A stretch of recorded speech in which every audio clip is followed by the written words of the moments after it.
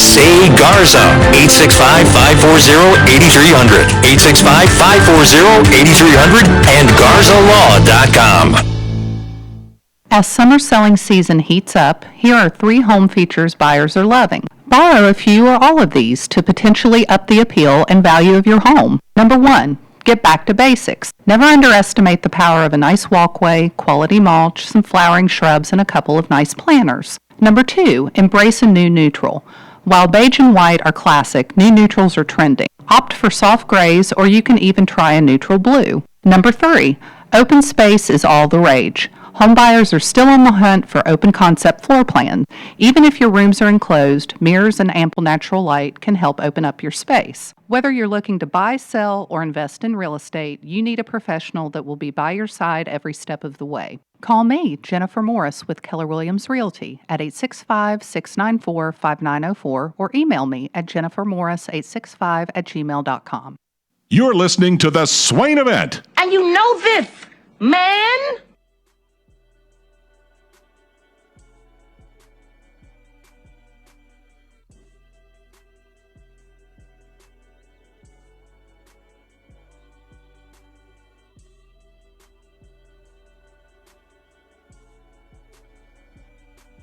Football season is getting close.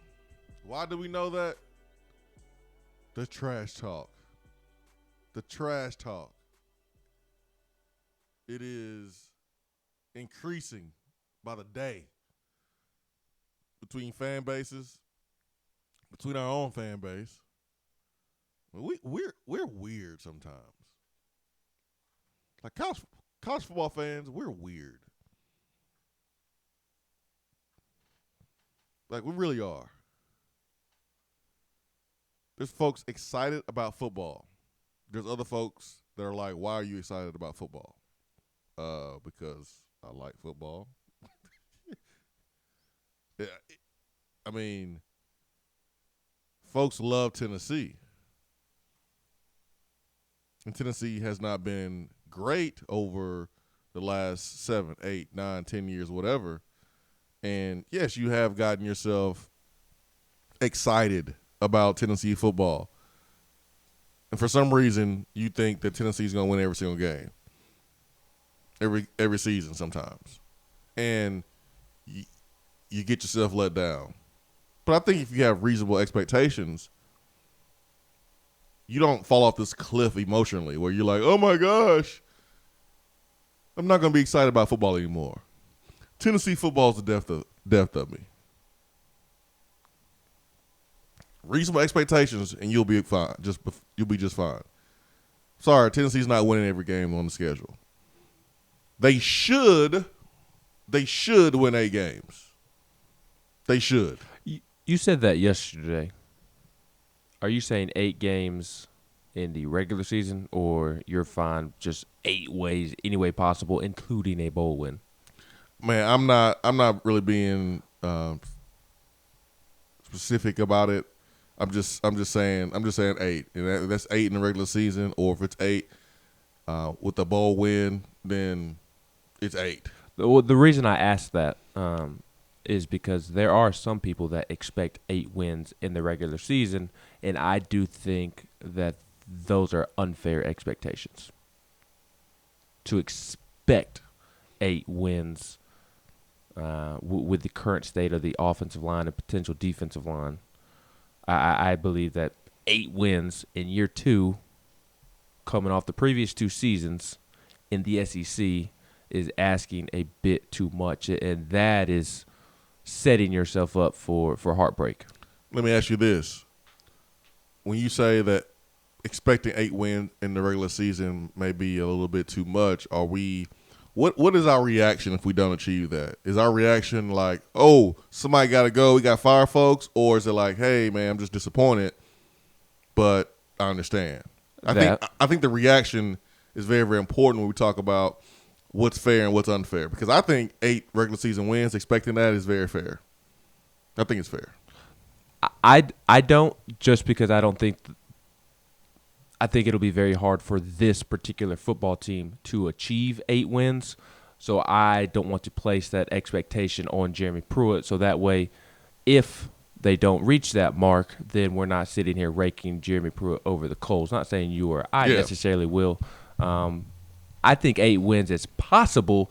I just don't like setting it as a clear-cut expectation because I don't know that this team is capable of getting there. And as I mentioned, if they don't reach 8 wins, I don't want to sit here and rake him over the coals when it really wasn't achievable in the first place. Why are we paying coaches all this money then? That's my question. If this coaching staff is one of the highest paid staffs in America, you're paid to take a team like Tennessee that has some talent, not all the talent that we need, not all the depth that we need to not only compete in the SEC, but be favored in every single game. These coaches are paid a lot of money to take above average talent and make them play better than their talent. That's what they're paid for. And so I think it's fair for me to expect 8 wins. It's fair.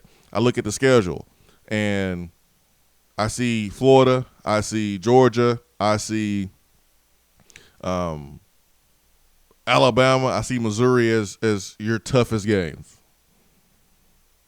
And I expect, even in those tough games, for us to compete and play together and be coached up. Because when I look at our coaching staff that coaches X's and O's, I put them up against anyone in the league. So, yeah, I'm going to expect them to win 8 regular season games. But if it doesn't happen, there's a ton of reasons of why it won't happen. It could be an injury. It can be an unbelievable day by the opponent. I'm not going to be like super, super upset if our best player gets hurt or we have some unlucky game where, guys are going down with injury. Like, it's fair for me to expect 8 wins, but if it doesn't happen, I need to know the reason why. If the reason why is because we got outcoached, that's unacceptable. Y'all getting paid way too much to get outcoached. If the reason why we don't get 8 wins in the regular season is because of effort and because of culture, that's a problem. Then that's a problem. That's unacceptable. If the reason why we don't get 8 wins in the regular season is because you have infighting, you got players not focused, okay, that's a problem. But if we don't get 8 wins because we gave it all that we had and you had an injury or you played against a team that the opponent was just his day, I will understand that. So I'm not one that's like, yo, we got to fire folks. We got to fire folks. We got to fire folks if we don't win 8 games. But it's July. I need to know the reason why we would not achieve that. But right now, absolutely, this team should win 8 games. I don't care if it's 7 in the regular season, 1 in the bowl game, or 8 in the regular season, and you lose in a bowl game. But looking at the schedule, looking at the talent, looking at our coaching staff, I'm looking at 8. Yeah, and this is a conversation that is better had in hindsight following the season, kind of like you were mentioning, because it's I think of 2015 and 2016. 15, we won 9 games, went 9-4, and we were excited coming off of that Outback Bowl win over Northwestern. And that is because Tennessee wasn't expected to do a ton that year, but they lost on a ridiculous play in Gainesville. What was it, 4th and 18, 4th and 17? And Will Greer completes that ridiculous pass to Callaway down the sideline. Let me stop you. I don't know if I was that excited about that season. I mean, it was a nice consolation prize that we won the bowl game, but that wasn't even a ridiculous pass. That was just a simple route. Simple catch. We just bombed out. I meant ridiculous in the sense that Tennessee should not have given that. Correct. It's ridiculous that Tennessee gave up that Okay. scenario. But I mean, Tennessee, although they beat themselves, took Oklahoma to overtime, should have beat Florida, blew a lead to Arkansas, and then after that, they had the comeback win over Georgia. They were leading in Bryant-Denny with less than 2 minutes to go, should have won that football game, and then they went out beating Kentucky, South Carolina, Missouri, and Vanderbilt, and then they stomp Northwestern in the bowl game. Those 9 wins felt much different than the 9 wins the next year in 2016. Okay, so beginning of 2015, if you said 9 wins, you would say, okay, that's cool. That's a good stepping stone. That's a good season after losing, 6 games the year before, Right. winning 7, whatever. And when the season was played, we realized that this team was a whole lot better than 9 wins. In hindsight, most definitely. Yeah, and so we could be sitting in that same position where we're saying 8 wins, but Tennessee could actually be better than what we expect. Mm-hmm. That's what you're saying when you're comparing this year to 2015. Yes. I don't think it's going to be that way, but you make the point that it's probably best to have this conversation at the end of the season about expectations. I think it's okay because you can have an expectation really any time you want to of what you expect of your football team. I think today, right now, everyone's healthy. There's no drama. Everyone's good. It's July. You're entering the second session of summer workouts. I think today it's fair to expect 8 wins. If Jared Garantano goes down the first day of practice, I don't know if it's fair to have an expectation of 8 wins. Mm-hmm. I think expectations change from day to day. But I think today it's fair to have an 8-win expectation. Yeah. With the number of NFL prospects you have on this roster, you have a quarterback that protects the football, does a good job of that. You have a secondary that will not give up huge plays if there's any semblance of a pass rush, just a little bit, because their ability to cover, their ability to run, their instincts when the ball's in the air. You have Najee Warrior, you got Trayvon Flowers, you got some young guys back there that should limit big plays. You should be in position to make some plays on the football. So I think 8 wins, an 8-win expectation is more than fair today, right now. It's definitely fair. As you mentioned, this team has the talent. Really the only or the biggest concerns outside of depth is like the secondary. I agree with you with the secondary, but I do question the depth behind those guys. The depth behind those guys do worry me. But on offense, you have a capable quarterback, capable running game, capable receivers, capable tight end. Can the offensive line provide enough time for Jared Garantano to distribute the football to the playmakers? And I do think Jim Chaney is going to be the biggest addition for the offensive line this year than any recruit that was brought in, just because I do think Jim Chaney will help mask their deficiencies. So I'm interested to see how it plays out because, and like I was saying, kind of comparing the 2015 season, 2016 season, Tennessee should have beat Alabama in Tuscaloosa in 15. They lose 19-14. Alabama scored a late touchdown to win that game. How I felt after that game was a stark difference than how I felt after the 2016 game in which Tennessee lost 49-10 at home. And that was a year that Tennessee should have competed for a spot in the playoffs, and instead they're getting blown out by Alabama at home. Well, the 15 team was better than the 16 team. I agree. We realize that now because that team was together. That team played together in 15. 16 was put into our minds of being the year, but it really was 15. You had too much drama on the 16 team. The 15 team, it started to show the drama and the culture started to waver in the 15 season, but that was an 11-1 football team, a 12-1 football team. That was a team that should have went to Atlanta. And if you would have lost to Alabama in the SEC championship game, you're going to the Sugar Bowl. Like that was the 2015 team. There was no excuse for that. But you're right. Your expectations are different on different days. We can look back at the 15 team and the 16 team or any team in history and say, okay, this team should have done this. But as we sit today and we look at the schedule, we look at the coaching staff, we look at our players, Oh, it's fair to expect 8 wins. Mm-hmm. I mean, these coaches, they're big boys. I mean, I know we're trying to find the line of being fair and unfair. Like, we're always trying to stand on that line, to stand on that fence. And I totally understand. You don't want to be unrealistic with your expectations of these coaches or these players. But you don't want to be too soft either. Right. I think a happy medium is today expecting 8 wins. Yeah, and I like what you said earlier, that expectations change. Like, Absolutely. Like right now, July 9th, our expectation for the Kentucky game on November 9th, even though it's on the road, I expect Tennessee to win that football game.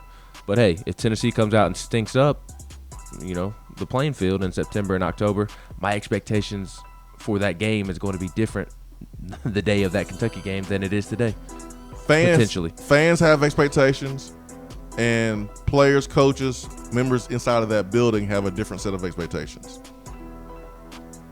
Well, their expectations should be to win the national championship, make it to Atlanta. Correct. 15-0. Their expectation should be to win every game. Yes. That's the mentality you got to have. We have different expectations. Fans, players, and coaches. 865-200-5503. Be right back. For a replay of each day's Swain Event TV, like us on Facebook. We have all made the mistake of dropping or breaking our smartphones. See? But did you know that you can have it repaired for a fraction of the cost that it takes to replace it? Well, you can, because iDrop is the area's leading mobile repair store, home of the 1 hour or less phone repair, 1 year parts warranty, and #1 customer service.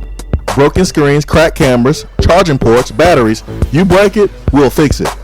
If you didn't break your phone, protect it with one of our leading accessories such as LifeProof, OtterBox, UAG, Incipico, Caseology, and Spec. Visit our West Hills location at 7115 Kingston Pike between Office Depot and Hardee's, or call 865-888-9740 and speak with our trained technicians to see how we can get your phone working today. When you see the happy face on our truck, you'll be smiling because you'll know that you're in love. At Hiller, we care about your family's comfort all year long. If you get caught without air conditioning this summer, we're offering a free service call with any repair. That's a free service call when we do the work on your HVAC system. Visit happyhiller.com to schedule your appointment today. Call the happy face truck today. While the other guys are taking guesses, the Swain Event is taking you behind the scenes and in the huddle every morning from 7 till 10 right here. We're here with Dr. Mike Carlson of Tennessee Regenerative Sports Medicine. If you have orthopedic injuries such as shoulder pain, knee pain, or instability, Achilles tendonitis, golfers or tennis elbow, do what I did and give them a call. Yeah, Jason, we specialize in regenerative non-surgical orthopedics. So we treat damaged ligaments, tendons, and joints, including things like rotator cuff injuries, knee instability, elbow problems, as well as foot problems like plantar fasciitis, Achilles, things of that nature, by injecting with stem cells and what's called PRP, or platelet-rich plasma. And this form of treatment we do under ultrasound, so we know we have our target. And it also stimulates the body's own reparative process, and this allows for the healing of damaged tissue. And as you well know, numerous professional and collegiate athletes, guys like Steph Curry, Tiger Woods, and even yourself with your ankle injury, have been using this form of treatment for years. And so we offer that same type of treatment here in East Tennessee. Visit them on the web at trsportsmedicine.com. Tennessee Regenerative Sports Medicine, East Tennessee's leader in regenerative therapy. Craving flavors that don't take hours in the kitchen? Mrs. Grissom's cheese spreads and chicken salads are the perfect go-to. Ready-to-eat meals and snacks found in the meat or dairy section at your local grocery store. Whether you crave the classic Mrs. Grissom's pimento cheese or the gluten-free select varieties like the cranberry pecan chicken salad, enjoy small-town flavor in every bite. Select the best. Select Mrs. Grissom's.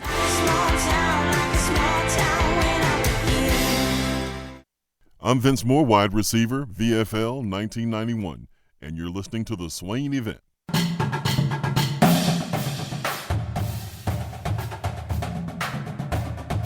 Around the SEC, powered by 42nd Street Marketing, your game-winning play call for design, marketing, and branding.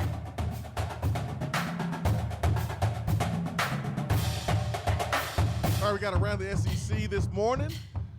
Swain Events fueled by Dead End Barbecue. Around the SEC is brought to you by 42nd Street Design. They handle all of your branding needs, website, logo, and print. 42sd.com is the website. Give them a call at 865-382-7007. All right, what we got here?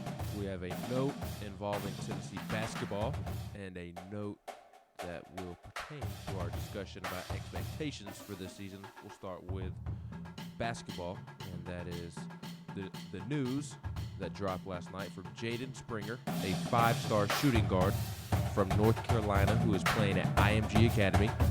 Tennessee has been recruiting him heavily, and last night he released his top 5 in no particular order, but his final 5, I guess you could say. Tennessee, Memphis, Michigan, Florida, and North Carolina. So Memphis, Michigan, North Carolina, Tennessee, Florida. So Tennessee makes the cut for the 5-star Jaden Springer. He is a shooting guard. As I mentioned, he is from Mint Hill, North Carolina. Transferred to IMG Academy, where he is playing, and in the past, he has played AAU ball with former Tennessee point guard Bobby Mays.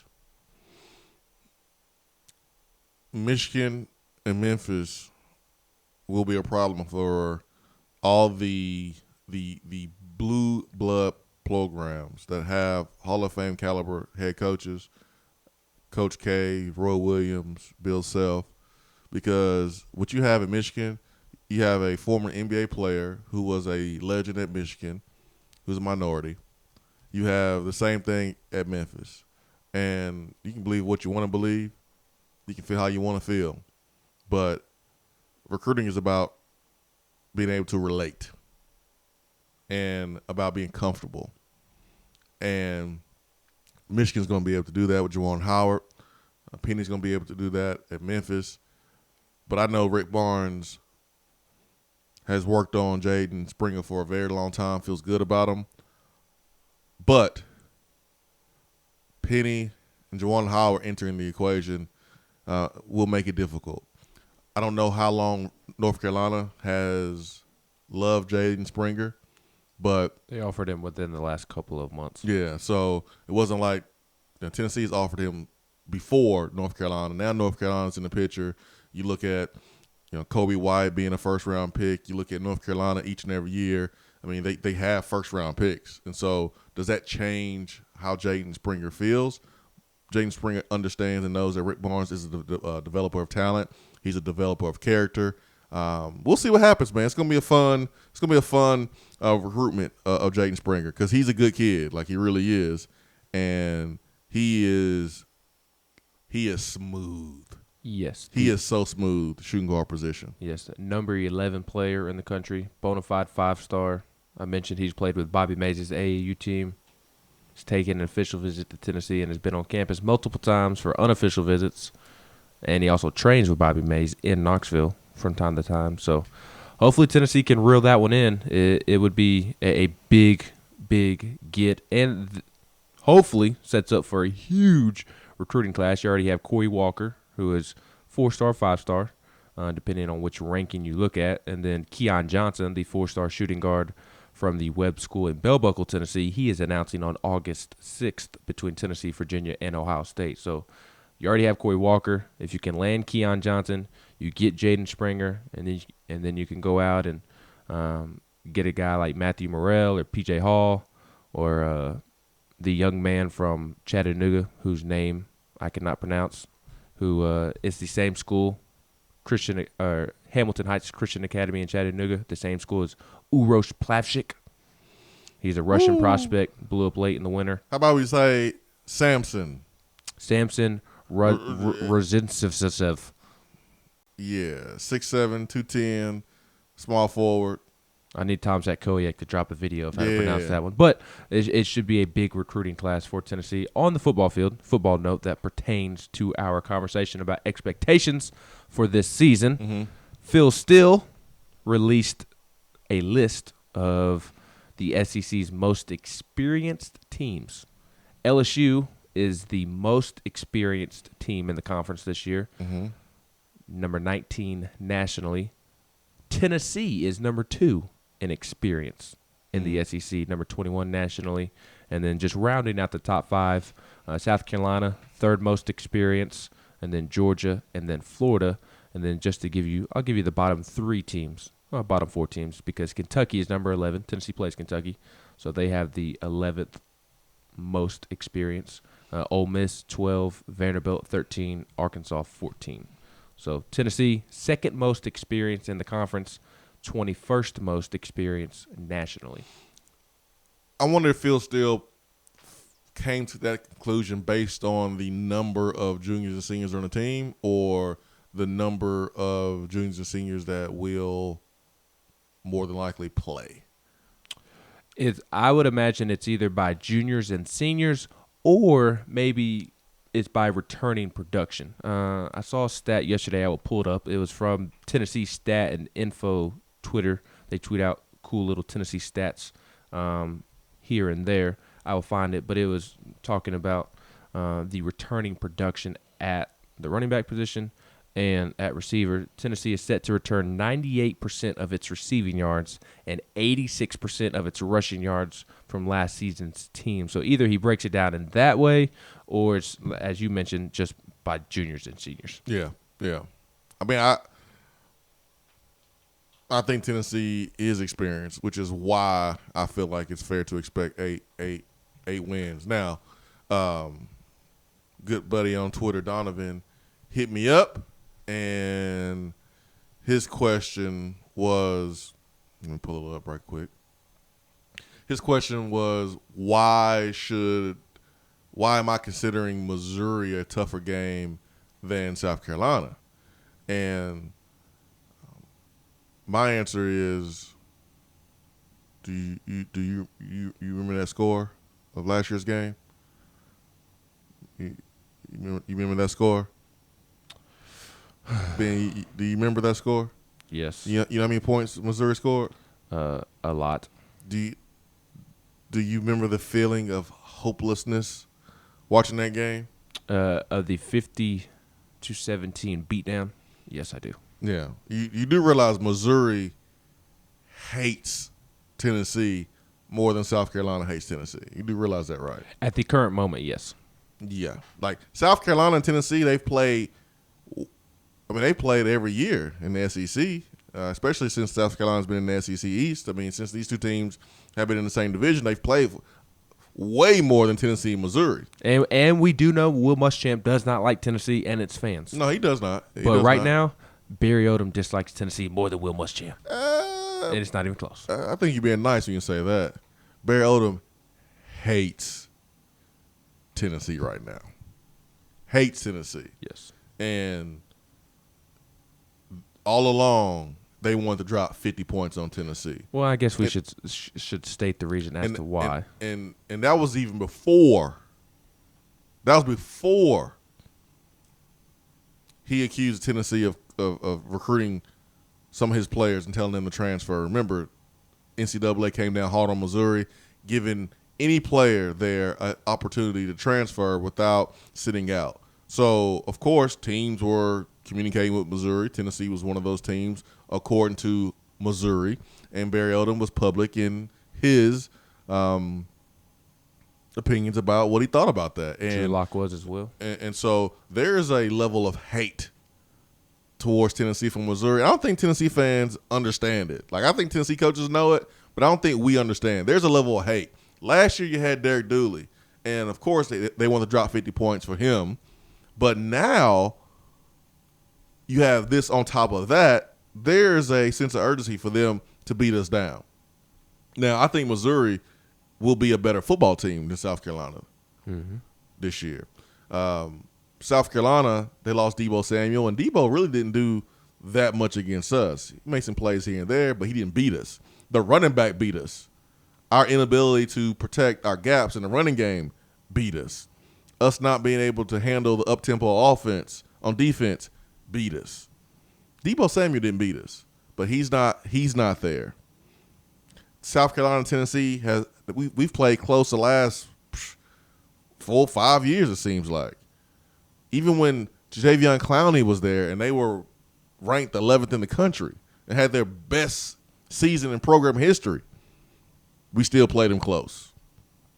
Tennessee, South Carolina, they play close. Missouri's going to be a tougher game. Kelly Bryant is going to be a problem. He's a dual threat quarterback who's playing his last year. There's a sense of urgency for him.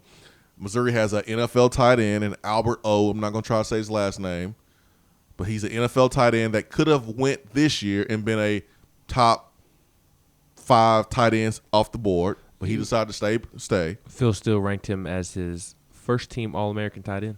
Yeah. So Missouri got dudes.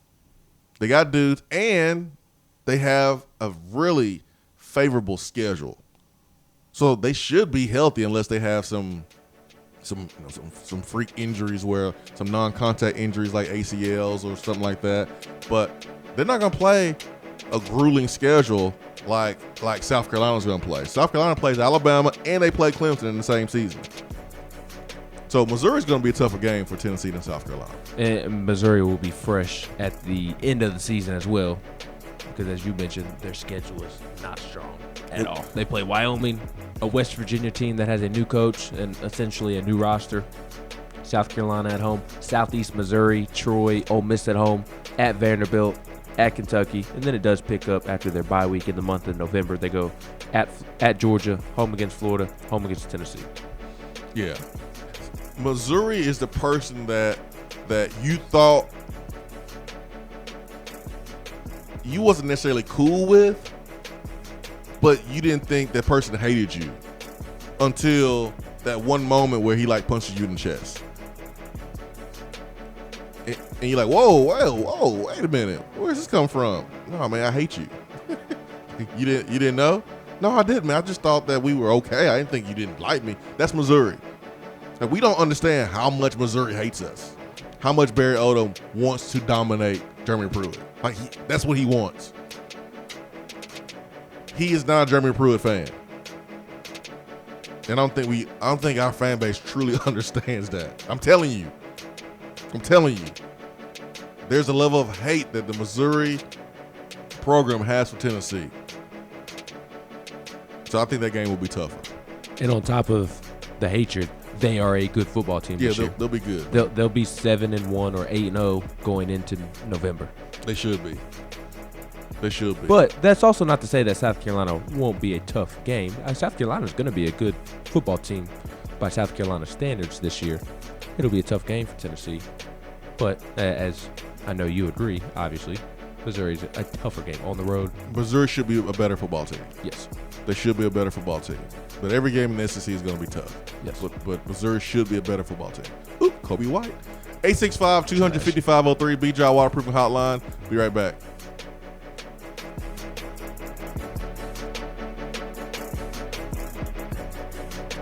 At work? Can't call in? Don't feel bad. You can talk to the guys on the text box. It's part of the free Swain Event app. There is a 10% chance of rain today, mostly sunny and hot with a high of 92 and a low of 70. The chance of showers increases to 20% tomorrow with a high around 90 and a low near 70. It's looking like more rain on Thursday with a high near 90. Weather on the Swain Event is brought to you by B-Dry. If your basement is wet or cracked, B-Dry can help. BDry.com. Do you have sloping or uneven floors, foundation cracks, or a leaning chimney? Do your windows and doors not open properly, or are there gaps where the floor and walls meet? Don't worry, B-Dry offers approved foundation repair solutions like steel I-beams, helical piering, epoxy injections, carbon fiber applications, and more. Make sure that your home is on stable ground with B-Dry. Call them at 865-588-0454 or find them online at bdry.com. JC's Tree and Landscaping Service specializes in quality tree work done at an affordable price. Trimming and removing trees are their specialty. They also offer other services like land clearing, stump grinding, crane services, and all of your basic landscaping needs for both commercial and residential. JC's will give you a free estimate and beat any written quote by a competitor to guarantee that you get the lowest price around. Don't risk your land with a fly-by-night service. JC's Tree and Landscaping is licensed and insured. Give them a call at 865-599-3799. Hey guys, it's Jason Swain. June is Men's Health Month, so Low T Center has 2 special offers in June to encourage you to take care of your health. Right now, get all of your levels checked with the comprehensive health assessment for only $49. That includes T levels, thyroid, prostate, cholesterol, and more. And if you don't sleep well and you think you may have sleep apnea, take a home sleep test in the comfort of your own bed this month for only $49. Guys, taking care of your health should be a priority. Low T Center makes it easier. Call them 865-392-1388 or go to lowtcenter.com. Thinking about trying CBD oil but not sure where to get it or who to trust for a quality supplement? Our friends at Tennessee Valley Hemp Company invite you to try their full spectrum hemp extract, available in 500 milligram and 1,000 milligram strengths. They are a local company based right here in Knoxville whose crops are grown in East Tennessee. Their farmers are committed to cultivating pharmaceutical grade hemp oil that produces results. It is only available in community pharmacies where you can get questions answered by experienced professionals. If you are unsure whether or not it's okay to take hemp extract with your existing medications, pharmacists are happy to perform interaction checks that keep you safe and healthy. You can find out more by visiting or calling any of these local drugstores. Gordon's Drugstore in Carnes, Vaughn's Drugstore in Powell, Stanford Drugs in New Tazewell, or Farragut Pharmacy in Farragut. Check them out on Facebook at Tennessee Valley Hemp Company, and don't forget to hit the like button. When you buy, remember to ask for the only hemp oil that supports your health and the Power T. Tennessee Valley Hemp Company. These statements have not been evaluated by the FDA. This product is not intended to diagnose, treat, cure, or prevent any disease.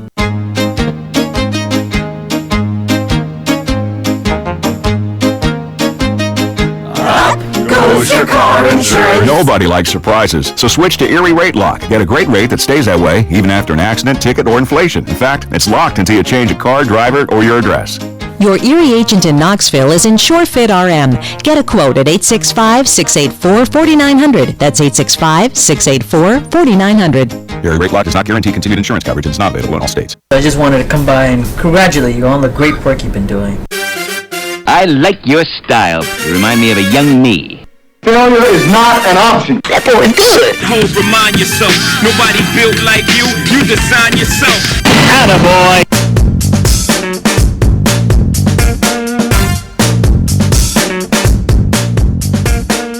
SwainEvent.com, fueled by Daddy Barbecue, and we have our segment called Attaboy. We highlight positivity. Attaboy is just it's a phrase that we are used to growing up in sports, and anytime you make a good play, your coach usually taps you on the backside and says, "Attaboy, attaboy." It's a phrase, but it does not mean that it's just for males. It can be an attagirl, but we call it attaboy here in the program. And today, Ben, you may have an attagirl. I do. We did not talk about it yesterday, but a huge attagirl to the U.S. women's soccer team. All political takes aside, it is awesome and very cool to see a U.S.-based sports team be mentioned as one of the greatest sports teams ever. And so they beat Netherlands in the final on Sunday. A huge 2-0 win. Megan Rapinoe had a penalty kick that resulted in a goal, and another player also had a goal. Don't know her name. Forgive me for not being up to date on the U.S. women's soccer team depth chart, but it was a ridiculous goal. I do remember that. So very cool to see a U.S. team win something of significance. I always go out of my way to watch the U.S. men's and women's team play in the World Cup. I'm not a huge soccer guy. I don't dislike soccer. It's just I would rather watch baseball, football, basketball, other sports. But I do always go out of my way to watch the U.S. teams because it is the U.S. team. I will always support the men's team and the women's team. I love watching U.S. baseball, the World Baseball Classic, the USA basketball. So huge atta-girl to the women's soccer team for winning the World Cup. I like it. I like it, man. I'm with you. I can't add another one to that, man. Anytime the U.S. team goes out there and brings home the gold or bring home the trophy versus other countries, that gets the attaboy or the attagirl, and it shouldn't be another one on top of that today. So, well, it's just like right now, today, July 9th, 2019, we could care less about swimming and diving, but I promise you once the Olympics roll around and Katie Ledecky is in the swimming pool going for gold, I will be tuned in. Or my boy Michael Phelps. Yes. Yeah. Even though he's retired. Yeah. Unfortunately. He's supposed to retire. He was supposed to retire the other time, but he came back and won some more gold. That is true. So that is true. Michael Phelps will always be one of my best childhood sports memories. I mean, he is what I think of when I think of the Olympics, just because he was the Olympics when I was growing up in my younger years. I'm with you, man. So the ladies soccer team, and I don't care about your political takes. I don't care. Sorry. I don't care about your political takes or what you feel about what should be said or what should be said and what not should be said. I don't care. I don't care. This is a sports show. We're talking sports. Chip Payne said, "Ben, you're married now. You aren't supposed to remember other females' names." Yeah, that's true. You're supposed to say, "Oh girl," whatever her name is. Yeah. Oh girl. Can't even mention her by her hair color. I didn't realize she was a brunette. I didn't realize she was a blonde. Oh girl. Oh girl. All right, who we got on the phone? DR Vol, but we were about to hit the top of the hour break. Oh yeah, DR Vol. We can't cut you off, man. We can't cut you off. If we let you come on now, man, you probably only have like 15, 20 seconds. We wouldn't do that to you. So we're going to take a quick break, and we'll come back with DR Vol first in hour number 2. Stay with us.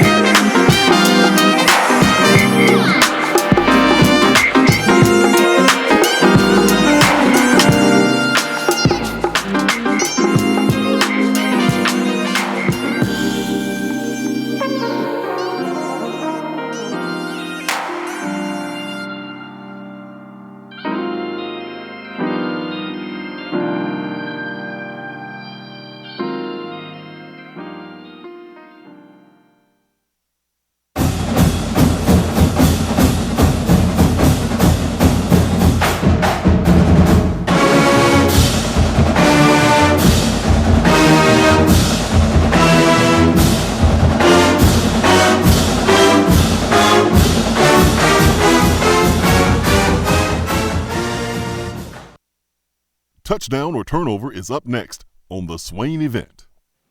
When I made the move to my own studio, I was worried about this. I was worried about that.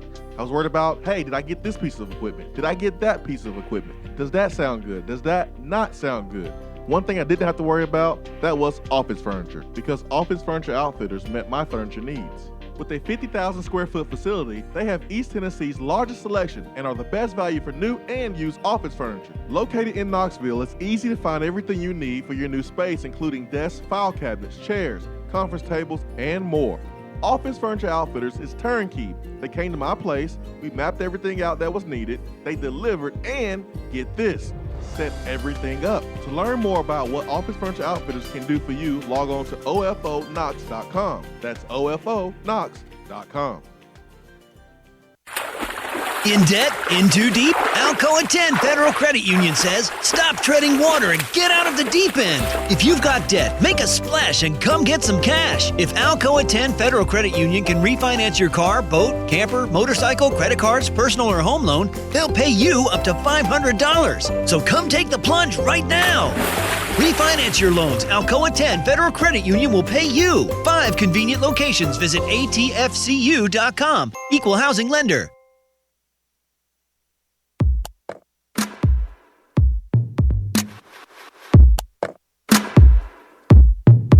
Touchdown or turnover is backed by Alcoa 10 Federal Credit Union, a place where you belong.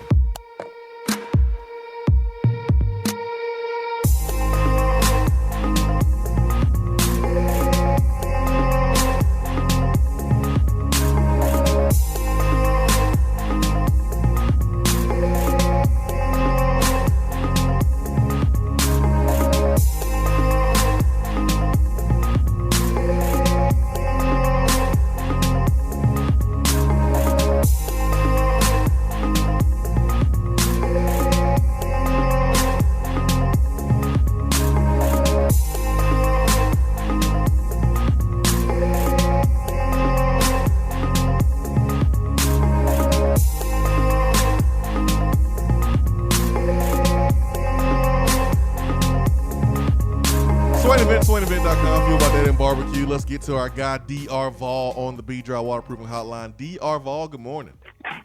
Morning, guys. How are y'all? Great, man. How are you?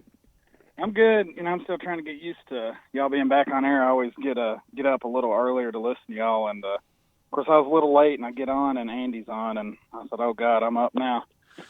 Andy was on his best behavior, man, which is surprising because he had every reason to not be because of the Georgia fan that was disrespecting Pat Summitt's statue.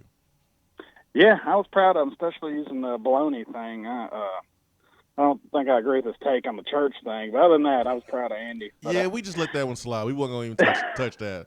We're like, oh, okay, Andy. Thanks for the phone call. Well, that's part of the reason I'm not going to be able to come is, I live 4.5 hours away, and my kids start school that Monday. If it was a Saturday, I was going to come, but it's just hard to do on a Sunday, especially the work day and, depending on how far you travel the next day.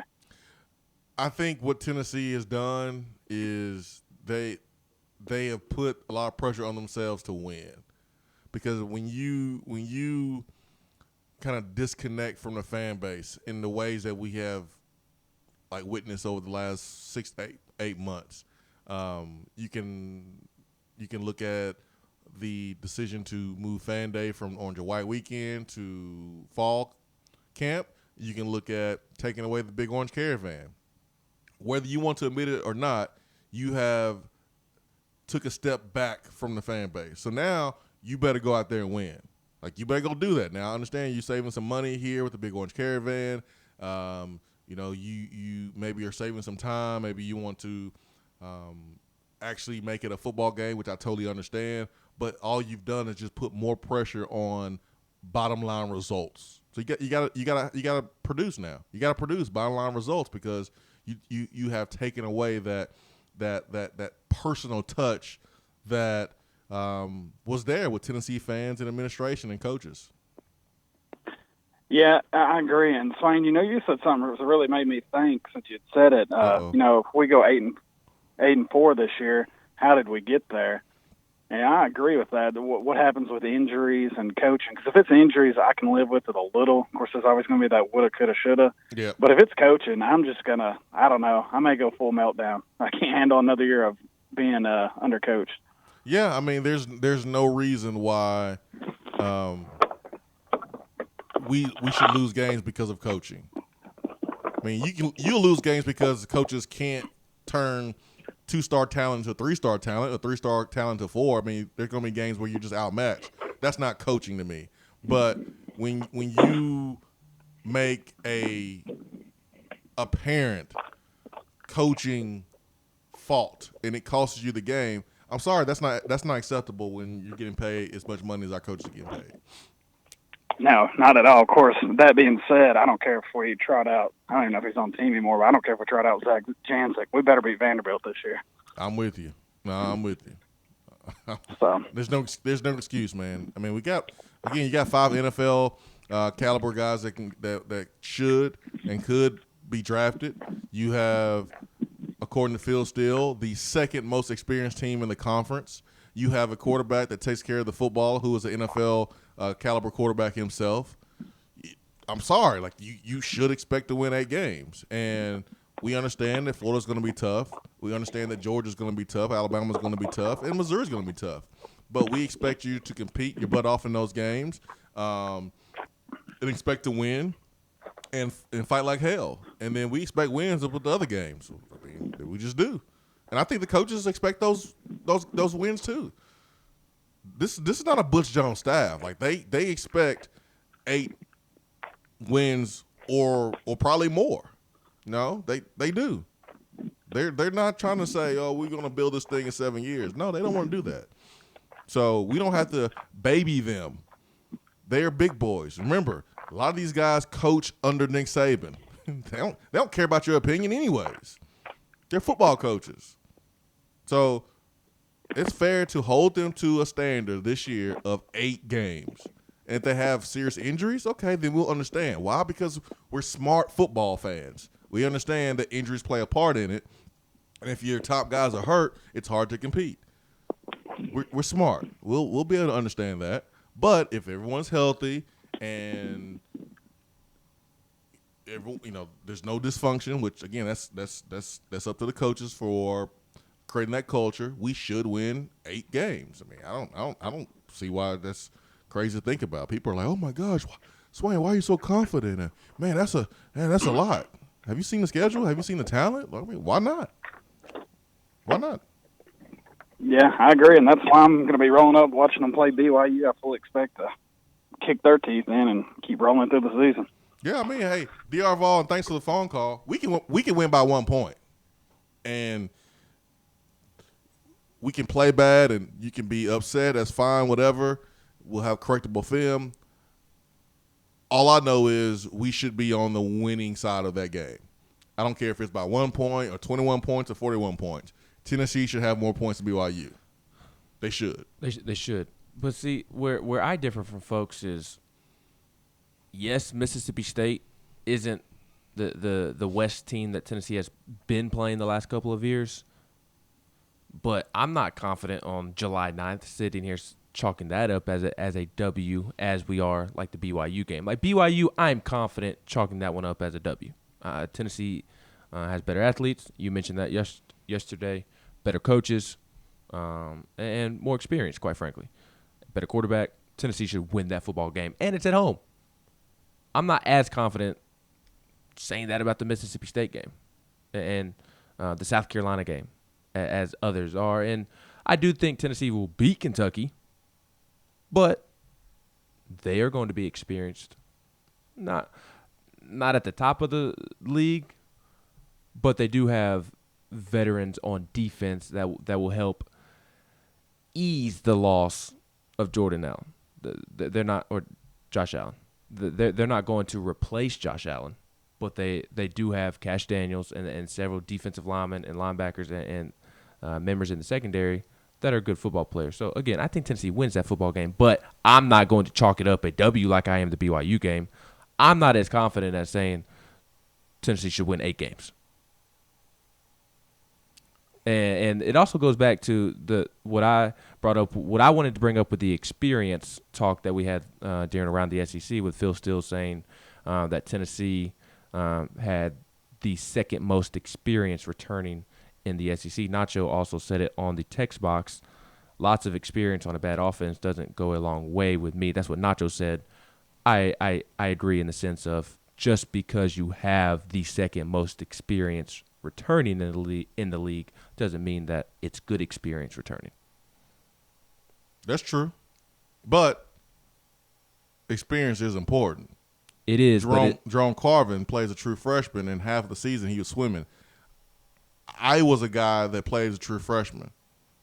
And it wasn't until after the Bama game, late October, when I started to drink water out of a regular faucet, whereas early in the season I was drinking water out of a fire hydrant. That's what was happening to Jerome Carvin. That's what probably was going on with Jameer Johnson. So experience doesn't guarantee you success, but it's important. Mm-hmm. So when you are experienced and you have seen this look, or you have seen this player from last year that you're going up against this year, and you have prepared for that player, or you have prepared for this certain defense that this team plays, the experience brings on confidence. And when you're confident, you go out there, you play free, you don't play scared, and you make plays. Experience is important, but it's not the end-all, be-all. You still have to combine experience with talent. And there is talent. Is there enough talent to do what we ultimately want to do in this conference? No. What we ultimately want to do is win a championship. Mm-hmm. So we don't have to say it's either 5 games, winning 5 games, or winning a championship. No, there's an in-between. I think as sports fans, we are really bad about identifying the gray area. We are really bad at it. Boom or bust. Boom or bust. I see, and I don't like that about sports. I'm not all for it's championship or nothing. I do think that you can be happy if you don't win a championship. Boom or bust, based on your expectations, you can be, but it's not boom or bust. 8 wins is the gray area for this program right now where we are.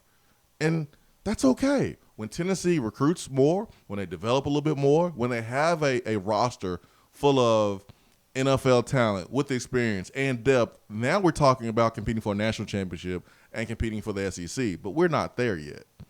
We're not there yet.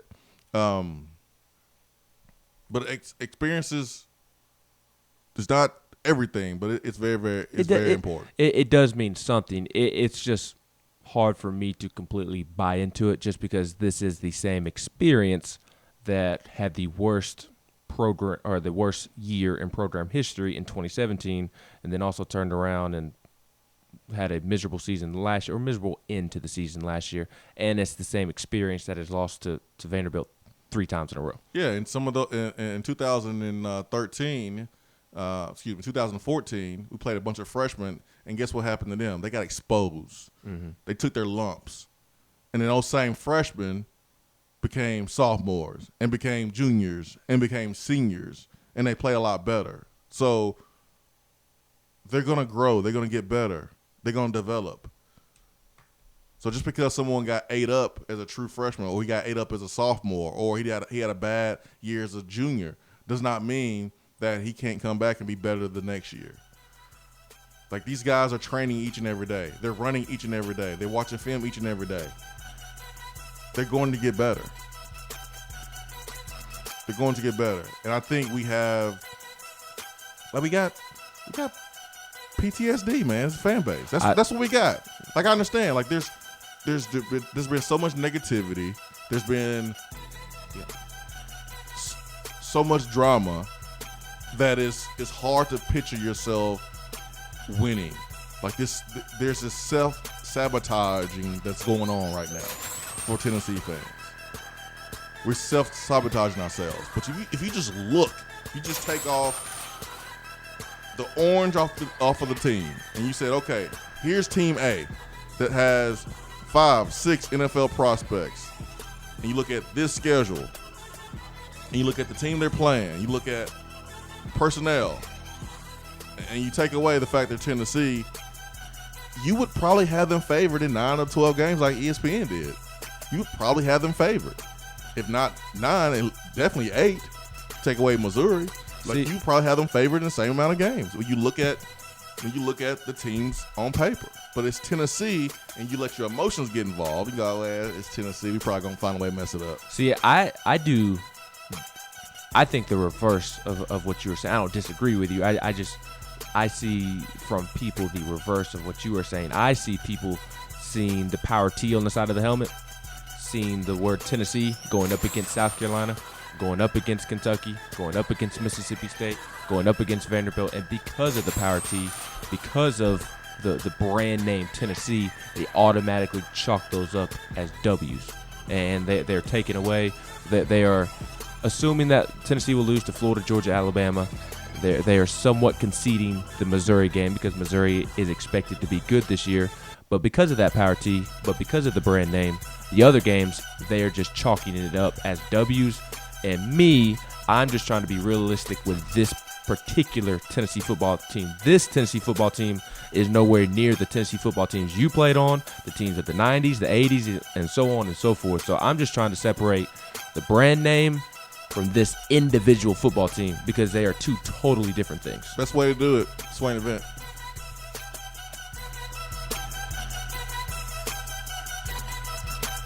While the other guys are taking guesses, the Swain event is taking you behind the scenes and in the huddle every morning from 7 till 10 right here.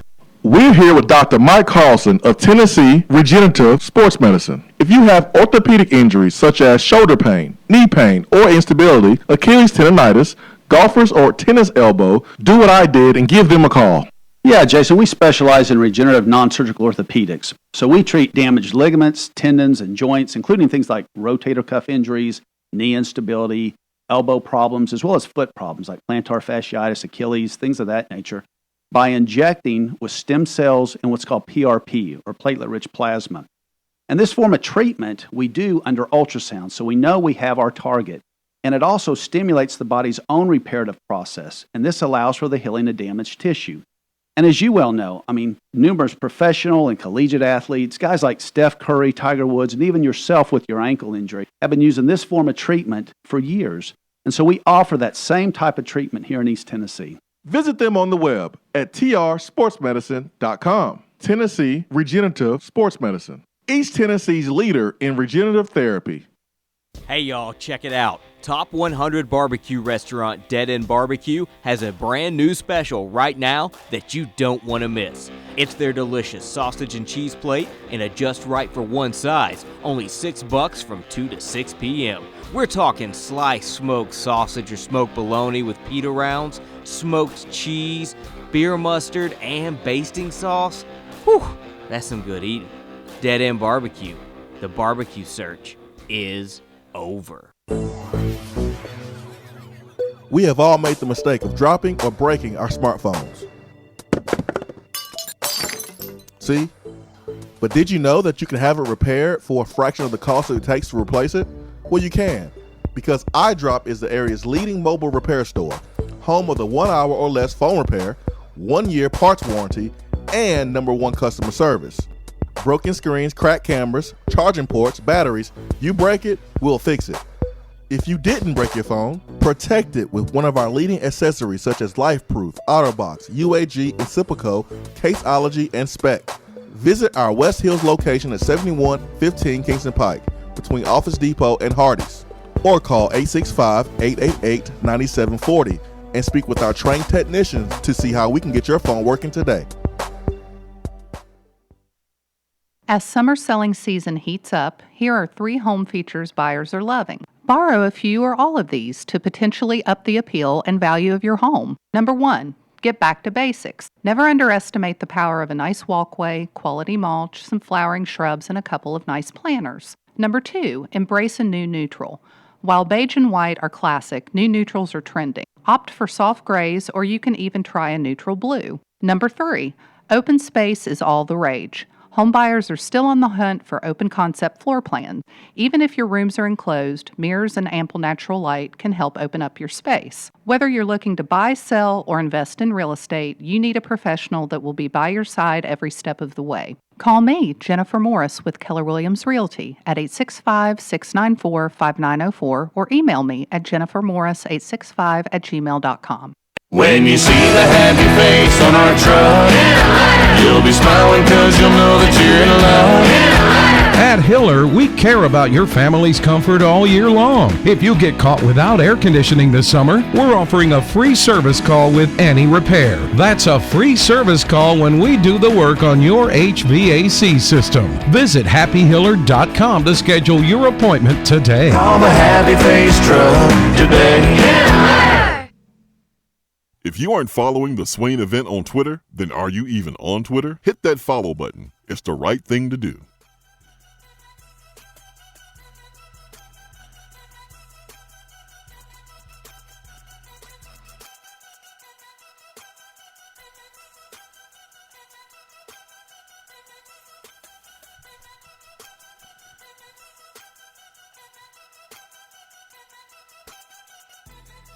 Going to the text box this morning, Ken says the experience thing means absolutely nothing to me. The experience we have returning has experienced getting the blank kicked out of them during the 2 or seasons of Tennessee history. Alabama will have far less experience, but they'll have much better players, and they'll beat UT by 3 or 4 touchdowns, or 4 or 5 touchdowns again. Ken, that was the absolute worst take I've heard you make. Experience doesn't matter to you. Experience doesn't matter. Ken, stop. Experience matters. When you get beat down, you don't think that motivates you to come back and work harder and prevent that from happening again? I would hope it does. Experience doesn't matter. The first time I went to the Swamp, I was a freshman, 2003. You don't think I was prepared to play in the Swamp in 2005? So 2003, I was a freshman at the Swamp. Didn't know what to expect. My second time in the Swamp, I knew exactly what to expect. You don't think that helped me mentally? First day of fall camp for a true freshman, your head is spinning. It's hot. Speed of the practice gets away from you. You don't think your first day of practice as a sophomore will be a little bit better because you know what to expect because of experience? Ken, stop. Ken was a little strong with his comments. I don't think he legitimately meant that, although he said it. I think he was more referring to the sense of the fact that Tennessee has the second most experience returning doesn't mean that they'll win 7 or 8 games. I think that's what he was getting at, but then he was a little strong with his comments. It's just not about experience. You got to have talent with experience. Mm-hmm. And it's the reason why you watch film every day. It's the reason why practice is filmed every day. Like every rep you take part in practice, it's reviewed. Why? Why do we film practice every day? Why do we review every rep every day? Why do we do that? So you can go back, learn, and get better. Correct. Learn from your mistakes. And also see what you're doing well so you can continue to improve on Correct. those. That's all part of experience. It's all part of experience. Experience is important. If you are a defensive end and you've come in as a high school freshman and you try to bull rush a tackle who's been playing in the SEC for 3 years, that move is not going to work. Why? Because that tackle is more experienced than you. You could be more talented than he is, but he's more experienced than you. I remember as a true freshman wide receiver who was really talented trying these moves that I used to try in high school, and it didn't work against corners who probably were like 2-3-star players out of high school, but they were more experienced. They had seen that move before. Experience matters. Experience alone doesn't win, but experience with talent helps you win. So experience matters. Let's not get silly. Experience matters. Jeremy Pruitt is entering his second season as a head coach. Last year was his first year where he thought he could be the offensive coordinator, the defensive coordinator, and the special teams coach. Jeremy Pruitt has learned that he can't do that. He went out, he hired Jim Chaney. He's going to be more hands-off in certain areas. He went out, he got Derek Ansley. You think Derek Ansley came to Tennessee to be micromanaged? Heck no. You think Derek Ansley is going to take $1 million just to be a regular position coach? He was the highest paid secondaries coach in the NFL and could have been a defensive coordinator pretty much anywhere at the college level. So Pruitt's going to be a better coach this year because of experience. Let's not get silly. Let's not be silly today. Saying the experience doesn't matter is one of the worst takes I've ever heard in sports. Experience matters. 865-200-5503 B-Dry Waterproofing Hotline. Real quick, I do want to give for what, not because they're upset that we mentioned the women's soccer team during Attaboy or today Attagirl. Who was too scared to put he or she's real name, forgot to watch the American hater stomp on the American flag. There's a picture or a screenshot going around of supposedly Megan Rapinoe and 2 other soccer players, I believe Alex Morgan and another one, stomping on the American flag. It didn't happen. Again, it's a screenshot of somebody accidentally dropping the American flag, and 2 or 3 of them immediately run over and pick the flag up off the ground. Megan Rapinoe, Alex Morgan had no idea the flag had hit the ground. So they didn't stomp on the flag. But ignorant people like you take a screenshot and run with it and say that they did to try and fit their narrative. So I just wanted to correct that real quick. They did not stomp on the flag. Yeah, I saw the video. I didn't see him stomp either. It was accidentally dropped, and they immediately picked it up. In fact, one of the players rushed over to pick it up before it hit the ground. Yeah. Vols Fan 92, that's been something I've been trying to address. I continue to try to do that.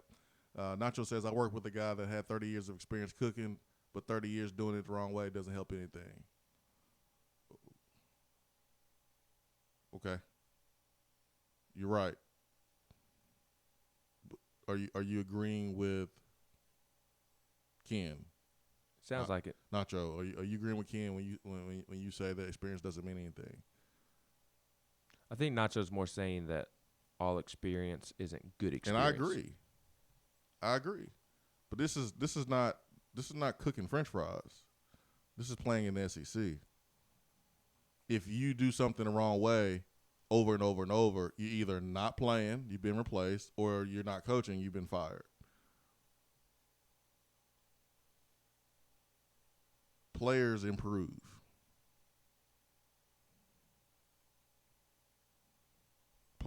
Players improve.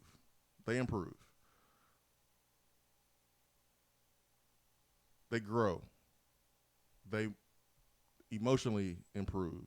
They physically improve. Mentally, they improve. Playing in the SEC is 90% mental. What you think may be an injury is just you hurt. What you think is hurt is just you sore. And you still got to be able to do your job even when you're tired, even when you're a little bit of hurt. It's mental. The coaches ride you on purpose to see how you respond. You have class. You have all these things going on. Like, this game is mental. And you improve each and every year. Each and every day, you improve. You improve. I understand that Tennessee has been garbage. When you compare that to our expectations of what Tennessee should be. All I'm saying is, let's not get silly and saying the experience don't matter. Come on. That don't make any sense. There was a lot of true freshmen that played last year. Good or bad, that experience is going to help them this year.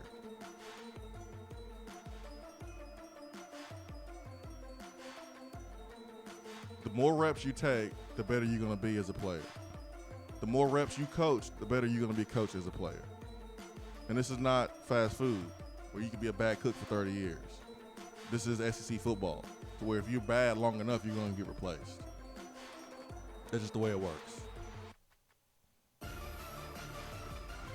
Talent alone doesn't win you games. Experience alone doesn't win you games.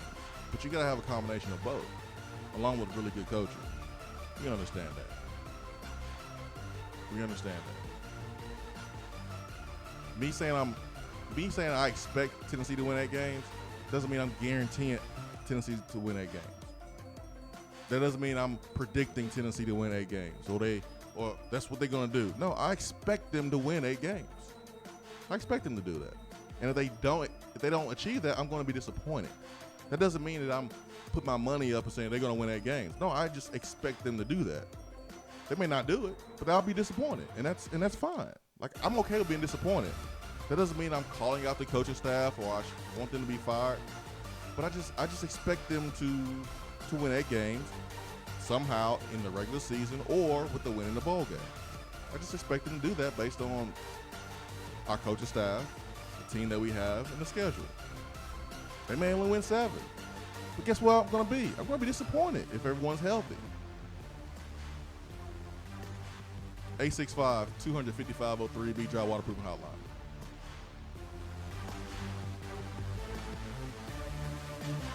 You're driving home, flashing blue lights in your rearview mirror. The next thing you know, you're being arrested for DUI. Be responsible, but remember, just because you're arrested doesn't mean you're guilty. Call DUI and criminal defense attorney Marcos Garza. Put this number in your phone right now, 865-540-8300, because you never know when you or a friend will need it. Don't say guilty, say Garza. 865-540-8300 and GarzaLaw.com. Thinking about trying CBD oil but not sure where to get it or who to trust for a quality supplement? Our friends at Tennessee Valley Hemp Company invite you to try their full spectrum hemp extract, available in 500 milligram and 1,000 milligram strengths. They are a local company based right here in Knoxville whose crops are grown in East Tennessee. Their farmers are committed to cultivating pharmaceutical-grade hemp oil that produces results. It is only available in community pharmacies where you can get questions answered by experienced professionals. If you are unsure whether or not it's okay to take hemp extract with your existing medications, pharmacists are happy to perform interaction checks that keep you safe and healthy. You can find out more by visiting or calling any of these local drugstores. Gordon's Drugstore in Carnes, Vaughn's Drugstore in Powell, Stanford Drugs in New Tazewell, or Farragut Pharmacy in Farragut. Check them out on Facebook at Tennessee Valley Hemp Company, and don't forget to hit the like button. When you buy, remember to ask for the only hemp oil that supports your health and the Power T. Tennessee Valley Hemp Company. These statements have not been evaluated by the FDA. This product is not intended to diagnose, treat, cure, or prevent any disease. JC's Tree and Landscaping Service specializes in quality tree work done at an affordable price. Trimming and removing trees are their specialty. They also offer other services like land clearing, stump grinding, crane services, and all of your basic landscaping needs for both commercial and residential. JC's will give you a free estimate and beat any written quote by a competitor to guarantee that you get the lowest price around. Don't risk your land with a fly-by-night service. JC's Tree and Landscaping is licensed and insured. Give them a call at 865-599-3799.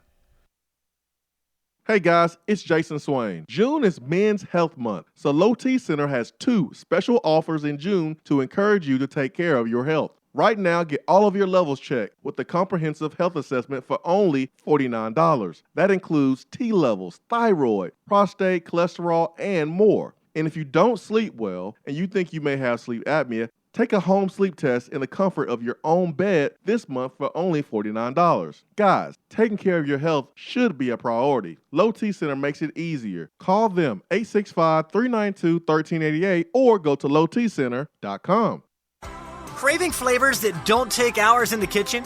Mrs. Grissom's cheese spreads and chicken salads are the perfect go-to. Ready-to-eat meals and snacks found in the meat or dairy section at your local grocery store. Whether you crave the classic Mrs. Grissom's pimento cheese or the gluten-free select varieties like the cranberry pecan chicken salad, enjoy small-town flavor in every bite. Select the best. Select Mrs. Grissom's.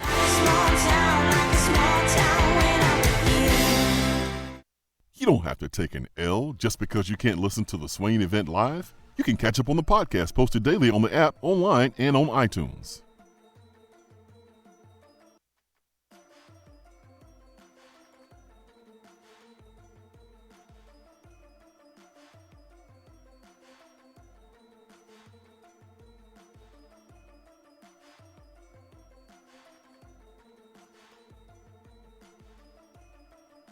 Swain Event, SwainEvent.com, fueled by Dead End Barbecue, top 100 barbecue restaurant in America.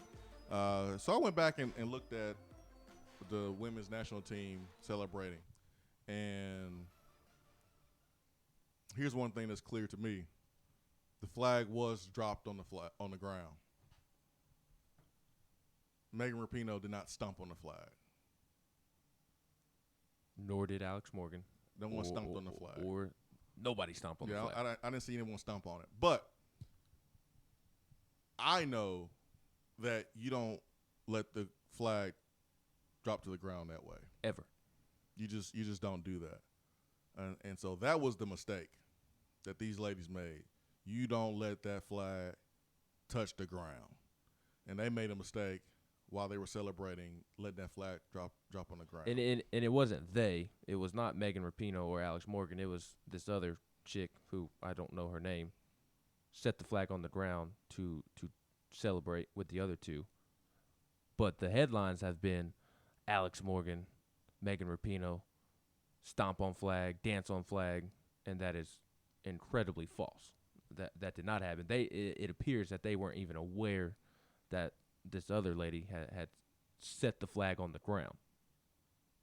Yeah. That was my problem with it, is that there's this false narrative going around that because people don't like Megan Rapinoe right now, that, okay, they're taking this and running with it, and it's just not fair. Regardless of what you think about her, she didn't even know the flag was on the ground, it appears.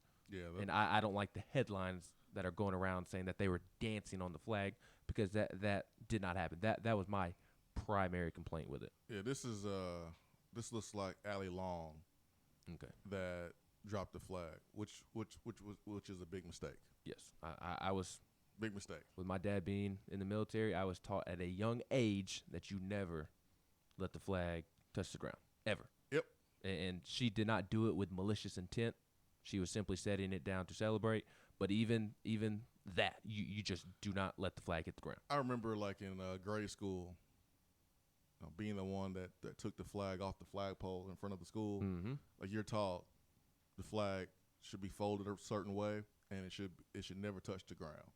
And I don't know if this lady just did not know, or she got caught up in her emotions, but it was definitely the wrong move.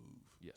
But to go any further than that and say that the flag was stomped on, I'm sorry, I got two eyes. I'm looking right at the video. I just didn't see that. So we'll move forward. I understand how emotional it is when we're talking about our country, because we know a lot of folks that have served this country and put their life on the line to protect our freedoms. And I understand that there's a lot of folks with a lot of different opinions on what's going on in this country and what should be going on. And that's another story for another day. But because that's the World Cup celebration, and it's the flag, we discussed it, but we are not going into politics. It was absolutely the wrong move for them to drop it. I don't know if it was an accident or if it was on purpose. I'm not that lady. She's not being interviewed. I don't know, but she was wrong by letting it touch the ground. That's one thing we can say that's fair. Whether it's an accident or not, I don't know that. I don't know her intent. Anyways, going back to the text box. Justin, why do we have such a hard time recruiting stud defensive tackles? I can't even remember the last time a big-time D tackle we have been able to get. They just signed one. Savion Williams was the number one JUCO defensive tackle in the country. Maybe Justin is talking about a high school defensive tackle. If you're talking about a high school defensive tackle, that's fair, I guess. The last one was what, Khalil McKenzie? Shot Tuttle. But I think schemes matter. I remember when Albert Hainsworth went from the Titans to the Redskins, and the Titans he ran a 4-3 defense. He thrived in a 4-3 defense, and then he got paid some big bucks to go to the Redskins, and it didn't work out with the Redskins. Not solely because Albert Hainsworth didn't love football anymore, but because he felt like he was betrayed. They told him he was going to be able to continue to thrive in his position, playing in a 4-3, but they changed to a 3-4, and maybe scheme has something to do with it.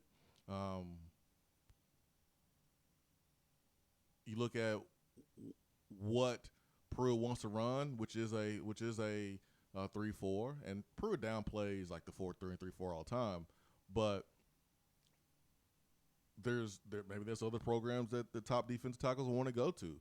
Maybe it's hard to find guys that can play nose, 330-something pounds with the feet and the strength to be able to play in the SEC. You can't just find those guys on trees. So I think Tennessee did bring in a highly ranked guy that other schools wanted in Savion Williams. But if you're talking about high school, then you got to look at Shot Tuttle and you got to look at Khalil McKenzie. Yeah. Let's see here. Justin says we do have experience, but we do not have quality players at the most important positions on the field, D-line and offensive line. Very little experience at those positions, 2, 6, and 6. I think that's fair. I think that's a fair take. I think, and I made this point yesterday, 10 years ago, it's unheard of a freshman offensive lineman starting day one. I remember in 2003 coming in, and Aaron Sears, day one, was one of the best 5 offensive linemen.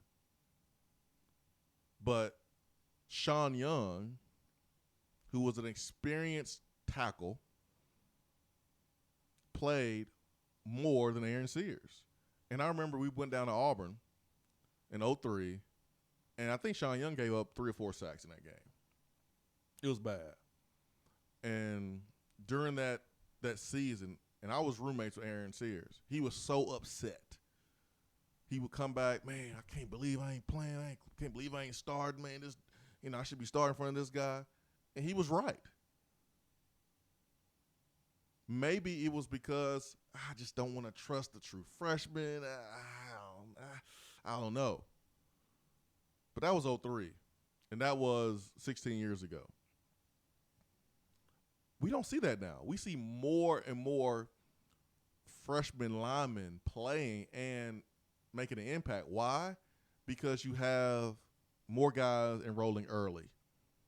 You can look around the country. There's like 8, 10, 12 guys in a class that come in January. When I was coming out, it's like maybe 2 or 3. So you have an extra semester of strength and conditioning. You have an extra semester of gaining experience playing college football because you have a spring game. You have a spring game. You have winter conditioning. You have conditioning and strength training inside the spring window. And then you have May, June, and July. When you're a normal freshman, you come in July. But when you come in as an early enrollee, you're getting a jump start. You're not a normal freshman. That's Wanye Morris. Wanye Morris is going to have his bad reps. But I'm not treating Wanye Morris like a normal true freshman. I'm sorry. Like, I'm not going to play both sides of the fence. I give him all the recognition. We give him all the love because he's a highly talented, highly rated offensive lineman. Well, when you have that ability, when you get that recognition, there's a level of expectation that comes with that. I'm not going to treat you the same as Lampley. I'm not. Because you're better than Lampley. Physically, you should be better than Lampley. So I expect more out of you. And you've been here since January. So I expect more out of you. Is he still going to have freshman mistakes? Yes. But he's not going to have normal freshman mistakes. He shouldn't. Hopefully. He shouldn't have normal freshman mistakes of a freshman that comes in July. He should be he should be further along as a freshman. Why? Because he came in as early enrollee. He should be further along than Darnell Wright. He should be. But I think Justin is – I think it's a fair take, though, because it's something we haven't seen yet. There's no reason to believe that the O-line and D-line is just going to come out and be the strength of the team because they haven't proven that yet. Especially along the defensive line. Honestly, your most proven guy is Savion Williams, and what he's proven was at a different level of college football. Roman Harrison could be an early impact guy, but he hasn't done it yet. He wasn't an early enrollee. And then, you have guys like Matthew Butler and John Mincy, but, they haven't done it on a consistent basis yet. Yeah, we don't know. So it's fair for Justin to say, well, until I see it, I'm not banking on it. It's cool. And that's where I am, and that is exactly why I'm not expecting 8 wins. I think it is unfair to have an expectation. Come on, dude. Unfair? Why is it unfair? Well, I was actually going to ask you this, dating back to your comments from last segment. You said that you don't know if Tennessee is going to win 8 games. You're not necessarily predicting Tennessee will win 8 games, but you do expect 8 wins. I was going to ask you, is it fair to expect 8 wins out of a team that we don't know yet if they're capable of getting there? Yeah, based on the schedule, based on the NFL talent I see on this team, and based on the coaching staff put together, I think it's fair for me to expect 8 wins. Absolutely. Yep. Why is it unfair? Because I don't know if this is an 8-win football team. But why is it unfair though? Unfair may be too strong of a word to use. But I'm not. I'll say that I'm not a fan of expecting 8 wins this season. It would be unfair to expect Mike Canales, and this is like this personal. This is not a shot. It's unfair to expect Mike Canales, to expect who's our last wide receiver coach before David Johnson? Cleats. Golly, I forgot his name. I remember him as Cleats. Like, it's unfair to have a bunch of guys who have not coached in the SEC to take this roster and go compete in the SEC. That would be unfair. But no, man, this staff is a great staff. That's not unfair to expect them to do a good job. It's not unfair to expect Jared Garantano to take care of the football like he did last year and win 7-8 games, 7 in the regular season, 8 in a bowl game, or 8 in the regular season, losing the bowl game. Like, I don't think it's unfair. That doesn't mean it's going to happen. But I think it's fair to expect 8 wins. I think it's unfair to expect 10. Like, I think it's unfair to expect 10. But we're talking about 8. This team last year was a few plays from winning 6. So how is it unfair for them to win 8? I just don't agree, man. I guess I say unfair. I said unfair in that moment because just in life in general, I do think it is unfair to expect something from somebody that they are not capable of. They are capable of winning 8. We don't know that yet. I don't know that they are capable of winning 8. I'm not convinced they're capable of winning 8. That's where I differ. I think that it's possible they could. I just don't know that. I don't know whether they're capable of that or not yet. I want to. At the end of September, I'll tell you. At the end of the BYU game and at the end of the Florida game, I'll tell you. But right now, I don't know if they're capable of winning 8 games. So I guess that's where. So what do you think they're capable of doing? As of today, I'm confident in saying they're capable of 6 or 7 wins. I'm not ready to reach that 8. I'm not ready to take that up a notch and say 8. I'm not confident. I need to see. I need to see things in the first month of the season for me to get there. Kevin Beard was a wide receiver coach. Yes. Golly, man, that's bad, dude. That's bad. I just remember him as the guy that wore cleats in practice. That's bad. I'm a receiver guy, and I forgot Kevin Beard was a receiver coach here. Wow, that's a bad job he did here in Tennessee. Man, woo. Swain event. Be right back.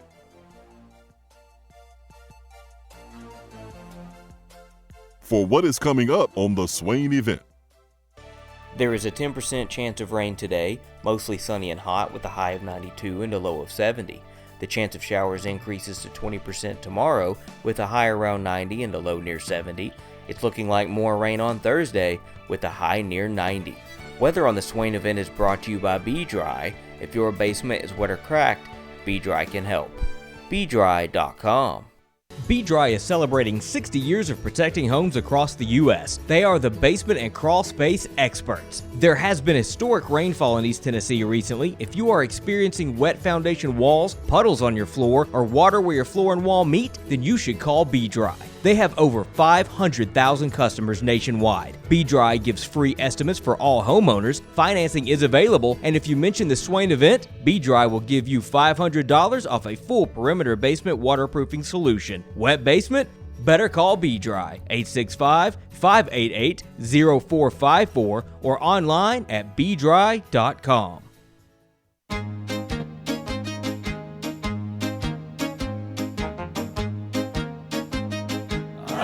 Goes your car insurance. Nobody likes surprises, so switch to Erie Rate Lock. Get a great rate that stays that way even after an accident, ticket, or inflation. In fact, it's locked until you change a car, driver, or your address. Your Erie agent in Knoxville is InsureFit RM. Get a quote at 865-684-4900. That's 865-684-4900. Erie Rate Lock does not guarantee continued insurance coverage and is not available in all states. We have all made the mistake of dropping or breaking our smartphones. See? But did you know that you can have it repaired for a fraction of the cost that it takes to replace it? Well, you can, because iDrop is the area's leading mobile repair store, home of the 1 hour or less phone repair, 1 year parts warranty, and #1 customer service. Broken screens, cracked cameras, charging ports, batteries, you break it, we'll fix it. If you didn't break your phone, protect it with one of our leading accessories such as LifeProof, OtterBox, UAG, Incipico, Caseology, and Spec. Visit our West Hills location at 7115 Kingston Pike between Office Depot and Hardee's, or call 865-888-9740 and speak with our trained technicians to see how we can get your phone working today. It's your boy, Big Will from Old Ben Franklin Motors in Alcoa, Tennessee, 911 Louisville Road. Yes, it's getting hot, and I know it's summertime getting close by, and I know you're looking for that new ride. So come on out to 911 Louisville Road, ask for Big Will, get $1,500 off, and we're giving a free vacation to anybody that buy a new car. You're going to get a free vacation to anywhere, 3 days, 3 nights, all the way up to the end of June. A free vacation if you come in, buy a car from 911 Louisville Road, Alcoa, the new Old Ben Franklin Motors. We're going to give you 3 days, 3 nights, free vacation. Good credit, bad credit, slow credit. Guess what? We will get you approved. So call me now, 865-980-8216. Set up your appointment. Come in, get your car, and get your 3 days, 3 nights, 3 vacation. Turn down for what? Turn down for what?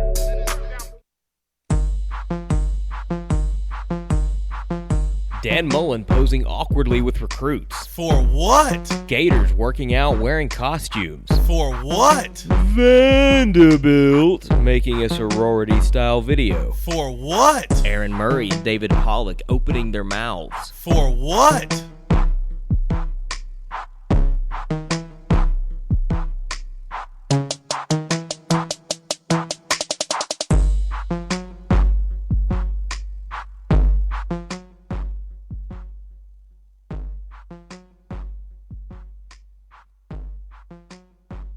All right, we got for what here in the Swain event. Swain event fueled by Dead End Barbecue. I don't have a for what. I do. I'm giving former Independence Community College head coach Jason Brown a for what. Ooh, boy, I saw this. If you have seen Last Chance U, or you are a fan of Last Chance U, you know that Jason Brown was the head coach on last year's season for Independence. He is reportedly facing felony charges for blackmail and identity theft. According to the Parsons Sun, the Montgomery County Attorney's Office filed charges against Brown on Friday that included 4 felony counts of blackmail, 4 felony counts of identity theft, and 2 misdemeanor counts of criminal false communication. The charges stem from Brown allegedly posing as an attorney from the Cochran law firm in California and sending a cease and desist email to the Montgomery County Chronicle over an editorial that appeared in the paper about a fight between the Independence and Garden City football teams. The Chronicle received a similar email following its investigation into the coach's treatment of German football player Alexandros Alou.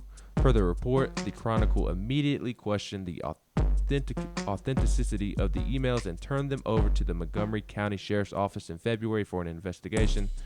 And after that investigation, according to the Chronicle, the emails were allegedly sent by Brown through a Yahoo email address with a similar domain name to the law firm's and were traced back to IP addresses on devices that belonged to the coach. In Brown's defense, he did tweet out that apparently a newspaper in Kansas wrote a story about me being criminally charged. This is news to me, so please keep your judgment to yourself. I've done nothing wrong. This smells like sour grapes and a setup. Nobody has contacted me. My lawyers will take it from here. So, Jason Brown gets it for what? For just putting himself in that position? I mean, it's just really simple. And I understand he's going to fight his butt off because who wants charges to be stuck on you like that? He's going to fight it, and he should fight it. But his mouth and how he's treated people put him in this situation. And, I mean, Independence, they took a chance on him.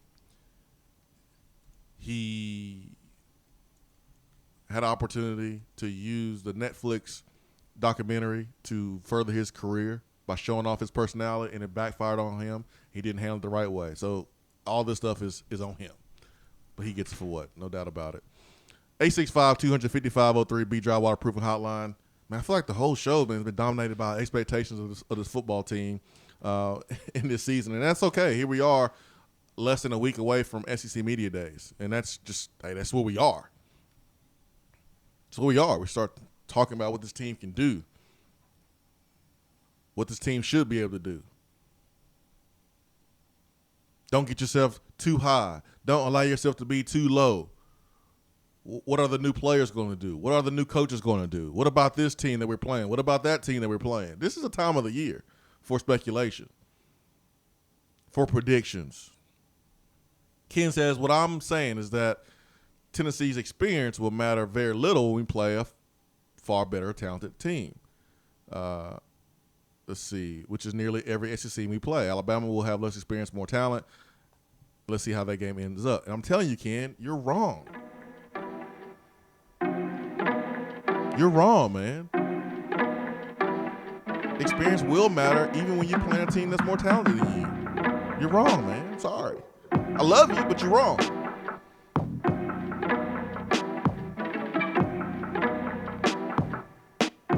I just gave you an example. If you're a talented five-star defensive end that tries to do a bull rush against an experienced tackle who is less talented, he's going to probably win that rep because of experience.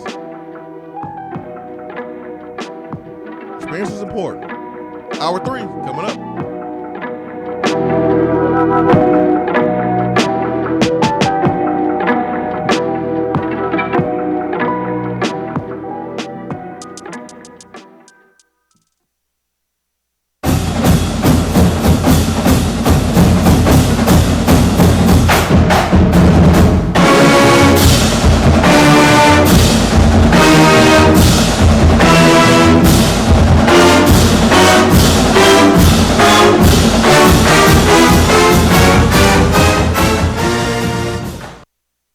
Hour 3 of the Swain event is brought to you by the Low T Center and lowtcenter.com. Do you know your numbers? Feel like you again. Let us help. In debt? In too deep? Alcoa 10 Federal Credit Union says, stop treading water and get out of the deep end. If you've got debt, make a splash and come get some cash. If Alcoa 10 Federal Credit Union can refinance your car, boat, camper, motorcycle, credit cards, personal or home loan, they'll pay you up to $500. So come take the plunge right now. Refinance your loans. Alcoa 10 Federal Credit Union will pay you. 5 convenient locations. Visit atfcu.com. Equal housing lender. When you see the happy face on our truck, you'll be smiling because you'll know that you're in love. At Hiller, we care about your family's comfort all year long. If you get caught without air conditioning this summer, we're offering a free service call with any repair. That's a free service call when we do the work on your HVAC system. Visit happyhiller.com to schedule your appointment today. Call the happy face truck today. You're listening to the Swain event, fueled by Dead End Barbecue. Check them out online at deadendbbq.com.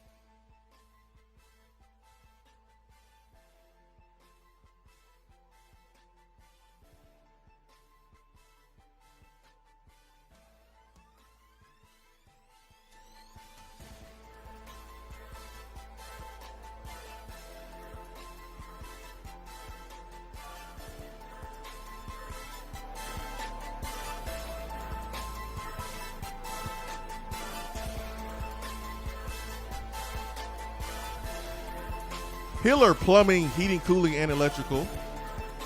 4.8 customer review. Average 15,000 online customer reviews.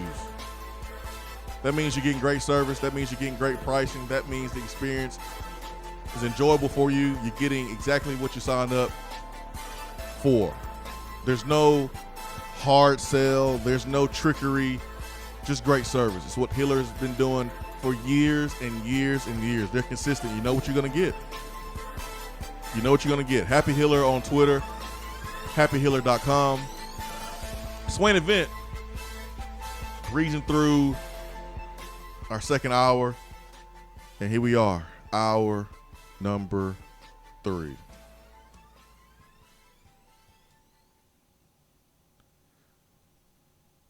Experience matters. Grant Williams, Admiral Schofield, Jordan Bone, were they talented players coming out of high school? Yeah, they were talented. But were they as talented as Kentucky's players? No. No. But what happened? They gained experience. They developed. And they had a winning record against Kentucky during their time at Tennessee. Why? Because experience is a big part of it. It's a big part of it. Experience matters. When you master a technique, that means you have put in the work. You have gained experience. When you are a wide receiver as a freshman, the one thing that you can plan on facing that you probably didn't face a lot of in high school is press coverage. It takes reps. It takes getting jammed up. It takes failing. It takes gaining experience to be able to beat press consistently moving forward. Jared Gantano, his first season being the guy, the starting quarterback. Did he play perfect? No. Did he play terrible? No. He can go back and look at all the film of mistakes that he's made, plays he could have made, throws he could have made, reads that he missed, and then do it this year. That's experience. Like, we do understand that, right? That's all part of experience. Experience is important. Coach Fulmer is entering his second football season as an AD. He hasn't done everything perfect. He hasn't done everything wrong. He's going to have to make some hires. He's gaining experience. Experience is important.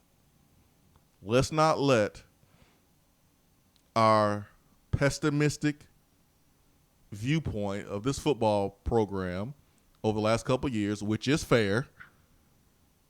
I'm not saying it's unfair. It's fair to be pessimistic, but let's not let our pessimistic viewpoint of this football program warp reality. And the reality is, experience is important. Like, come on, man. I can't believe I'm doing this. Both things can be true. Experience is important, but it's not the end all be all. And it's not going to. Experience is not going to be the reason Tennessee wins 8 games this year if they do. And talent won't be either. No, it's a mixed bag. Yeah. Luck will even play a part of Tennessee getting to 8 wins. Honestly, you have to have a little luck. 2016, Tennessee had the most talent in the East. Had the most talent and the most experience. And why didn't they play in Atlanta? 2015, you could have said the same thing, but they did not play in Atlanta. So you can have both of them and still not achieve your goals. It's still not reach your potential. Because it goes back to that mixed bag. In those 2 particular years, the locker room, the culture wasn't on point. So you got to have talent. You got to have experience. You got to have luck. And luck's more so for the championship season. But no, you got to have luck. Well, even, and then you got to have that leadership. What would did Tennessee run into any luck last year? Was Tennessee's luck Auburn being dysfunctional at the time that they played? No, I think luck play injuries. Mm-hmm. Either having a season where you're fairly healthy, or having a season where you're mangled. I think luck plays into it. There was a season where Alabama had a bunch of injuries early in the season, linebacker all over the place. They were a little unlucky. And last year for Tennessee, you did have an injury to Brandon Kennedy, and that was unfortunate. But for the most part, Tennessee was very lucky on the injury front last year. And Trayvon Flowers was really the only other guy, and Trey Smith, but yeah, we know Trey Smith's situation a little bit different. So luck does play into it. You gotta have talent, you gotta have experience, you gotta have a little bit of luck, and you better have leadership. Those are the 4 things you better have if you are planning on competing at a high level in this conference. You gotta have all 4. You got to have all 4. You got to be a little bit lucky, but you make your luck by doing the other 3 things very well.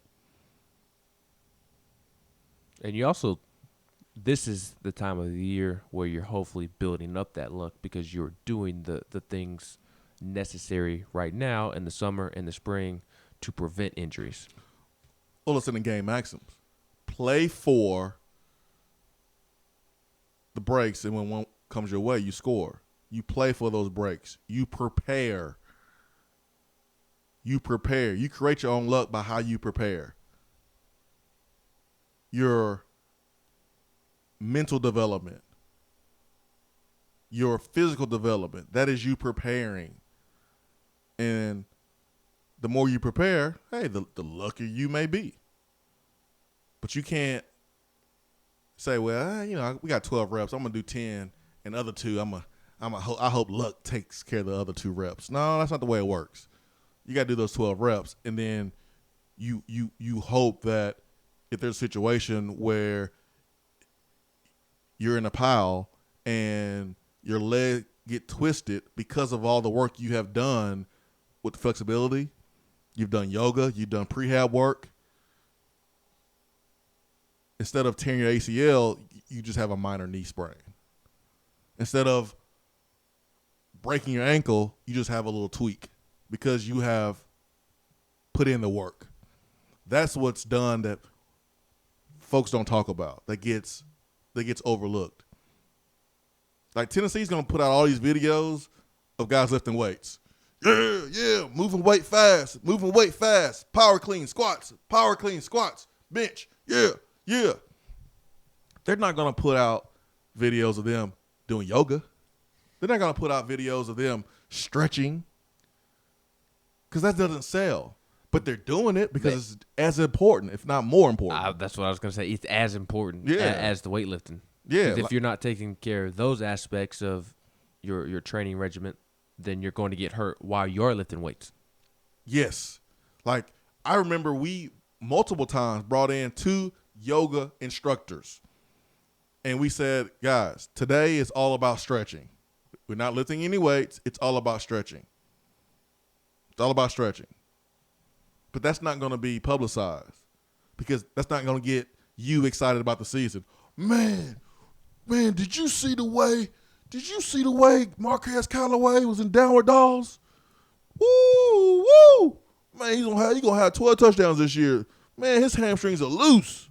No one's gonna say that.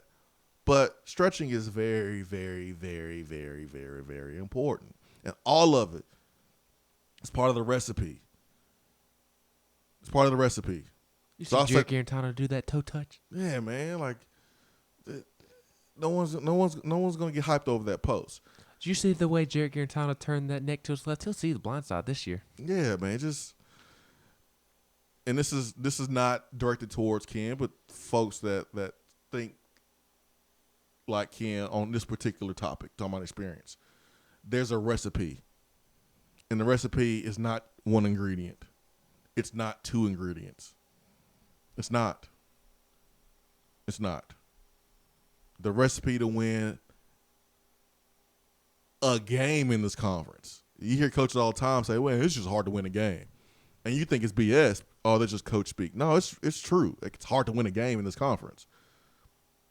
But just to win a game in this conference, there's a recipe that includes more than one ingredient. It includes more than just talent. Now, talent is the most important ingredient. Don't get me wrong. Talent is the most important. It's like flour. Like, you got to have flour before you can do anything. You can get away with maybe not having a little bit of sugar here or a little bit of something here, but you got to have flour. That is the base of the ingredient, of the recipe. You got to have talent first. Experience helps. Leadership helps. Luck helps. But you got to have talent first and foremost. 865-255-03. Keith says, I'm with Swain. Expecting this team to win 8 games is not unfair to me because they have returning production with that valuable experience. That experience should translate to 1 or 2 wins in his opinion. That's from Keith. Dobbs says, I might be wrong, but these people who say experience does not matter sound entitled. Same ones feel they should be paid same as a person who has 20 years experience because they're doing the same job. Rodney, leave Ben alone. Let's see here. Daniel says, do you think Savion will start and live up to his hype? I think Savion should start. And I don't know what the hype is. I haven't seen a ton of hype on Savion. No. Which is weird because you would think that there would be more hype surrounding the number 1 JUCO defensive tackle in the country. Yeah, I didn't even know. And there's a need there. Yeah, I didn't know off the top of my head that he was the number 1 JUCO player in the country. Defensive tackle, not the player. Defensive tackle, excuse me. Because that's not a because for me, it doesn't matter anymore. Yeah, it doesn't matter. Yeah, for me, just when guys come, it just doesn't matter anymore. No. Now, there's guys that I like. There's guys like Darnell Wright, Wanye Morris that I remember. That they're former 5-star. Yeah, I remember that they were rated top tackles in the country coming out of high school. But the moment they step foot on campus, it goes out the window. Yeah, it doesn't matter. But for Savion, I just didn't remember. Yeah. I think Savion will start, and I'm unaware of the hype surrounding Savion. I think there's more hype around. I'll make this last point. We gotta go to break. I think there's more hype with any other newcomer on Kavara's couch and the 2 offensive tackles. I think there's more hype on those 3 guys than anyone else. I think it's funny that you did not mention Henry To'oTo'o. Just because there's not it's weird to me. Like, those are the core 4 that's coming in of this past recruiting class. But Crouch, Darnell, and Wanye are talked about more than To'oTo'o. Yep. And I guess it's because he's from California and wasn't an early enrollee. I mean, Darnell Wright wasn't an early enrollee, but he does play a position of need right now for Tennessee. It's weird to me. Hour 3, powered by Low T Center and lowtcenter.com.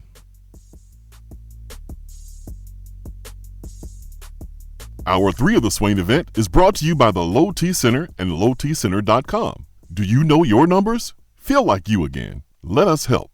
Hey guys, it's Jason Swain. June is Men's Health Month, so Low T Center has 2 special offers in June to encourage you to take care of your health. Right now, get all of your levels checked with the comprehensive health assessment for only $49. That includes T levels, thyroid, prostate, cholesterol, and more. And if you don't sleep well and you think you may have sleep apnea, take a home sleep test in the comfort of your own bed this month for only $49. Guys, taking care of your health should be a priority. Low T Center makes it easier. Call them 865-392-1388 or go to lowtcenter.com.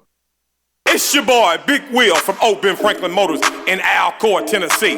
911 Louisville Road. Yes, it's getting hot, and I know it's summertime getting close by. And I know you're looking for that new ride. So come on out to 911 Louisville Road. Ask for Big Will. Get $1,500 off. And we're giving a free vacation to anybody that buy a new car. You're going to get a free vacation to anywhere. 3 days, 3 nights. All the way up to the end of June. A free vacation if you come in, buy a car from 911 Louisville Road, Alcoa, the new Ben Franklin Motors. We're going to give you 3 days, 3 nights, free vacation. Good credit, bad credit, slow credit. Guess what? We will get you approved. So call me now, 865-980-8216. Set up your appointment. Come in, get your car, and get your 3 days, 3 nights, 3 vacation. Turn down for what? Turn down for Hey y'all, check it out. Top 100 barbecue restaurant Dead End Barbecue has a brand new special right now that you don't want to miss. It's their delicious sausage and cheese plate in a just right for one size, only $6 from 2 to 6 p.m. We're talking sliced smoked sausage or smoked bologna with pita rounds, smoked cheese, beer mustard, and basting sauce. Whew, that's some good eating. Dead End Barbecue. The barbecue search is over. JC's Tree and Landscaping Service specializes in quality tree work done at an affordable price. Trimming and removing trees are their specialty. They also offer other services like land clearing, stump grinding, crane services, and all of your basic landscaping needs for both commercial and residential. JC's will give you a free estimate and beat any written quote by a competitor to guarantee that you get the lowest price around. Don't risk your land with a fly-by-night service. JC's Tree and Landscaping is licensed and insured. Give them a call at 865-599-3799. For a replay of each day's Swain Event TV, like us on Facebook.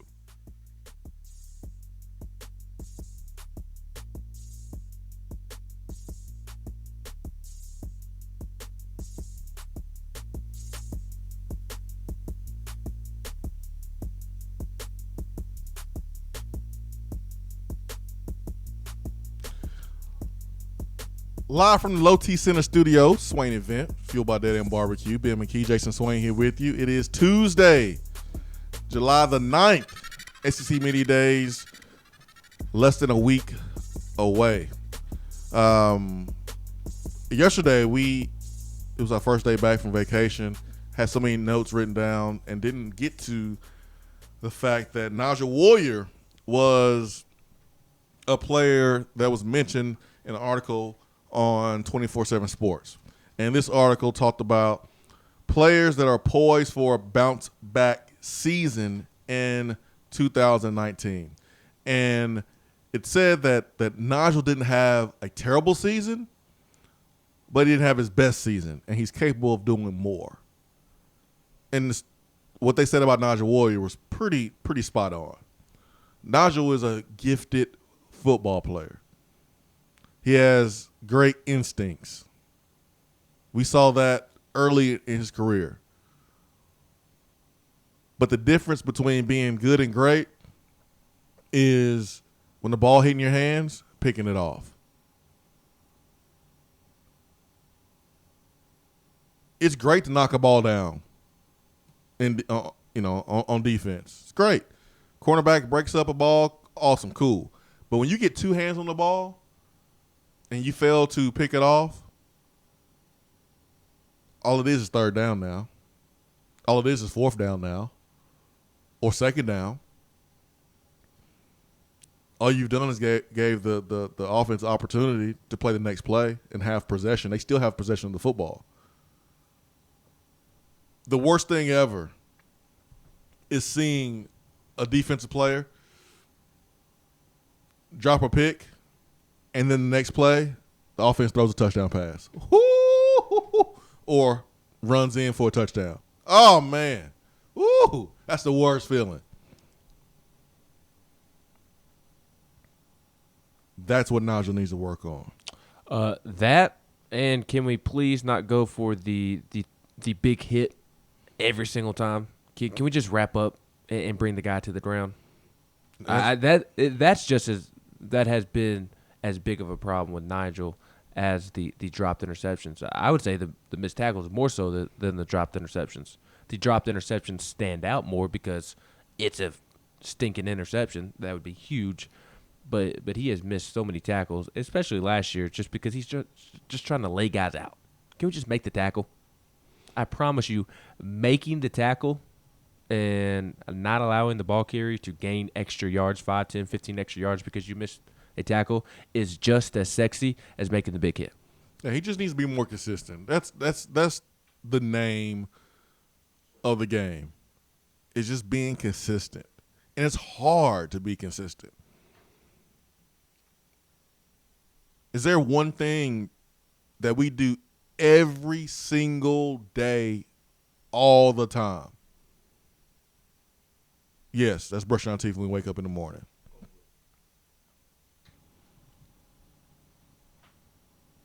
Or probably using the bathroom when we wake up in the morning.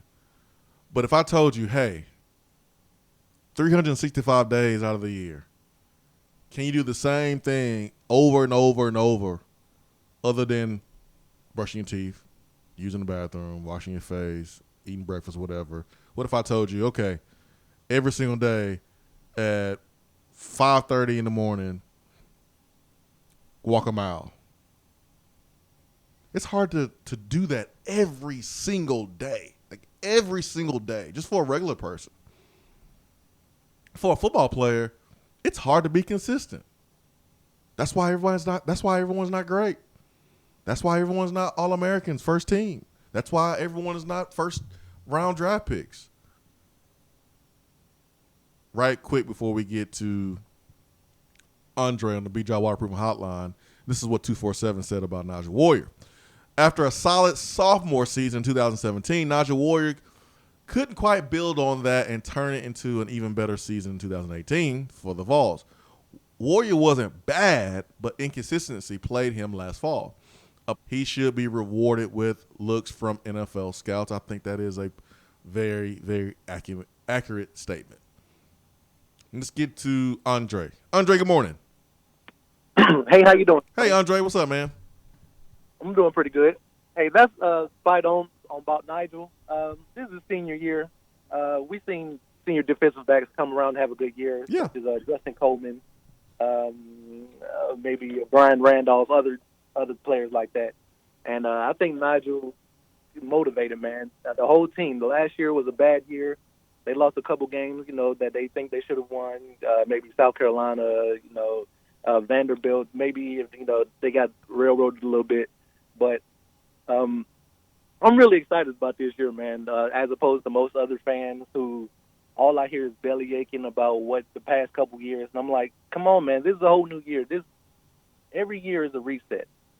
Stop worrying about what happened last year and focus on, the motivation, the drive that these guys have to not want to suck anymore.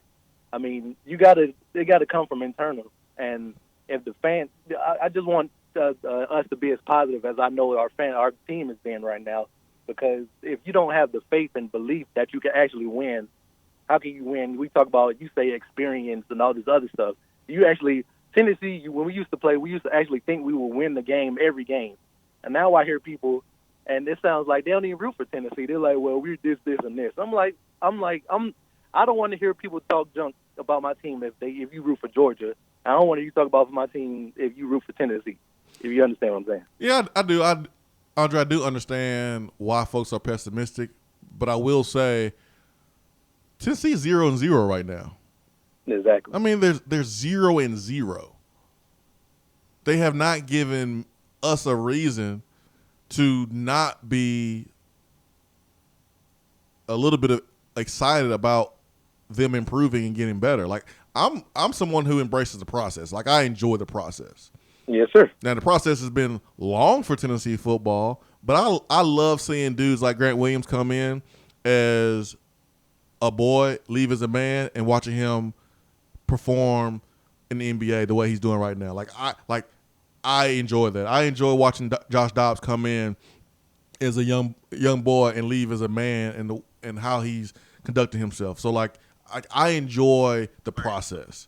And I'm looking at Tennessee's team last season, and I've already seen differences. Like, I don't know if you saw the photo of Alontae Taylor out there, but just his physical development. Yes, sir. Yeah, I mean, with shoulder pads on, he looks the same. With shoulder pads on last year, he looks the same as he does right now without shoulder pads. And the main difference is the swagger, Swain. Oh, yeah, man. So, I get why folks are negative. I'm not going to sit here and go, come on, man, you don't have a reason to be negative. You don't have a reason to be negative on Tennessee football. You do have a reason. But these players understand, man, they're working their ass off. Yes, sir. They're working their butts off. Are they doing it for themselves mostly? Probably, yeah. But they're working their tail off. And so because they're working their tail off, I want to see what they're going to do. I want to see how they're going to come out there and correct some wrongs from last year. Some games where they lost, that they're embarrassed that they lost. There's a photo circling the internet. It's a photo of a printout that is in one of the offices in the football office. I won't mention what office it is because it would be a giveaway. But I saw it months ago and wasn't going to put it out there. But it simply said never again. And it was a list of games where Tennessee got butt kicked in. It was the game. It was a Florida game score. It was a Missouri game score. It was a Vanderbilt score. I think it was like the Bama game score and the Georgia game score. It was like never again. And every day they look at that.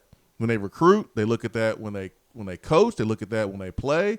They look at that as motivation. And I want to see how they're going to avenge those butt kickings from last season. I can't wait to see it. I'm ready, sir. And just a little prediction for the year. I think Darrell Taylor is going to lead the team in sacks, but who do you think is second?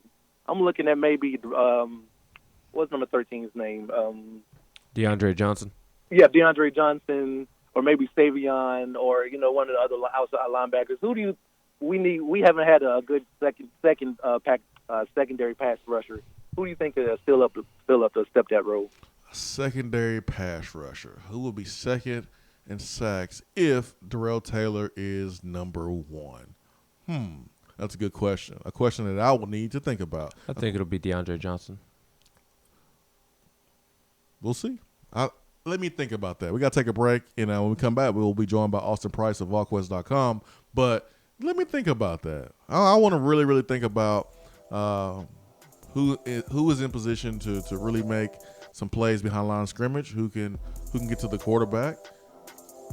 DeAndre Johnson sounds like the easy. We'll get double team at times if he plays the way he should be playing, and that's going to open up for other guys to have one-on-one coverage. And maybe they eat a little bit more. Austin Price of VolQuest.com joins us next. We got to catch up on recruiting, get some Tennessee football notes from Austin Price, VolQuest.com. Stay with us.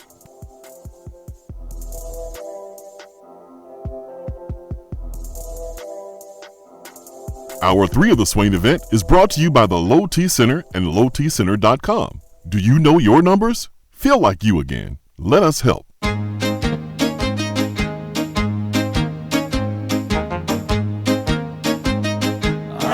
Goes your car insurance. Nobody likes surprises, so switch to Erie Rate Lock. Get a great rate that stays that way even after an accident, ticket, or inflation. In fact, it's locked until you change a car, driver, or your address. Your Erie agent in Knoxville is InsureFit RM. Get a quote at 865-684-4900. That's 865-684-4900. Erie Rate Lock does not guarantee continued insurance coverage and is not available in all states. You're driving home, flashing blue lights in your rearview mirror. You pull over, step out of your car, and the next thing you know, you're being arrested for driving under the influence. Now what do? We all should be responsible. But remember, just because you're arrested doesn't mean you're guilty.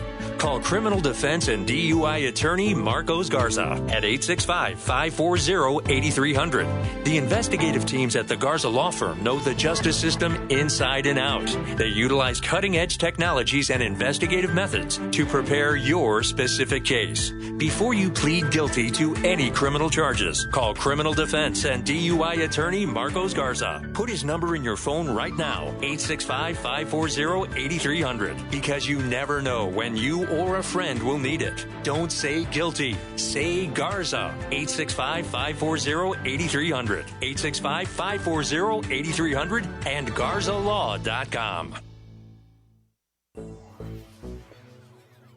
We have all made the mistake of dropping or breaking our smartphones. See? But did you know that you can have it repaired for a fraction of the cost that it takes to replace it? Well, you can. Because iDrop is the area's leading mobile repair store, home of the 1 hour or less phone repair, 1 year parts warranty, and #1 customer service. Broken screens, cracked cameras, charging ports, batteries, you break it, we'll fix it. If you didn't break your phone, protect it with one of our leading accessories such as LifeProof, OtterBox, UAG, Incipico, Caseology, and Spec. Visit our West Hills location at 7115 Kingston Pike, between Office Depot and Hardee's. Or call 865-888-9740 and speak with our trained technicians to see how we can get your phone working today. At work? Can't call in? Don't feel bad. You can talk to the guys on the text box. It's part of the free Swain Event app.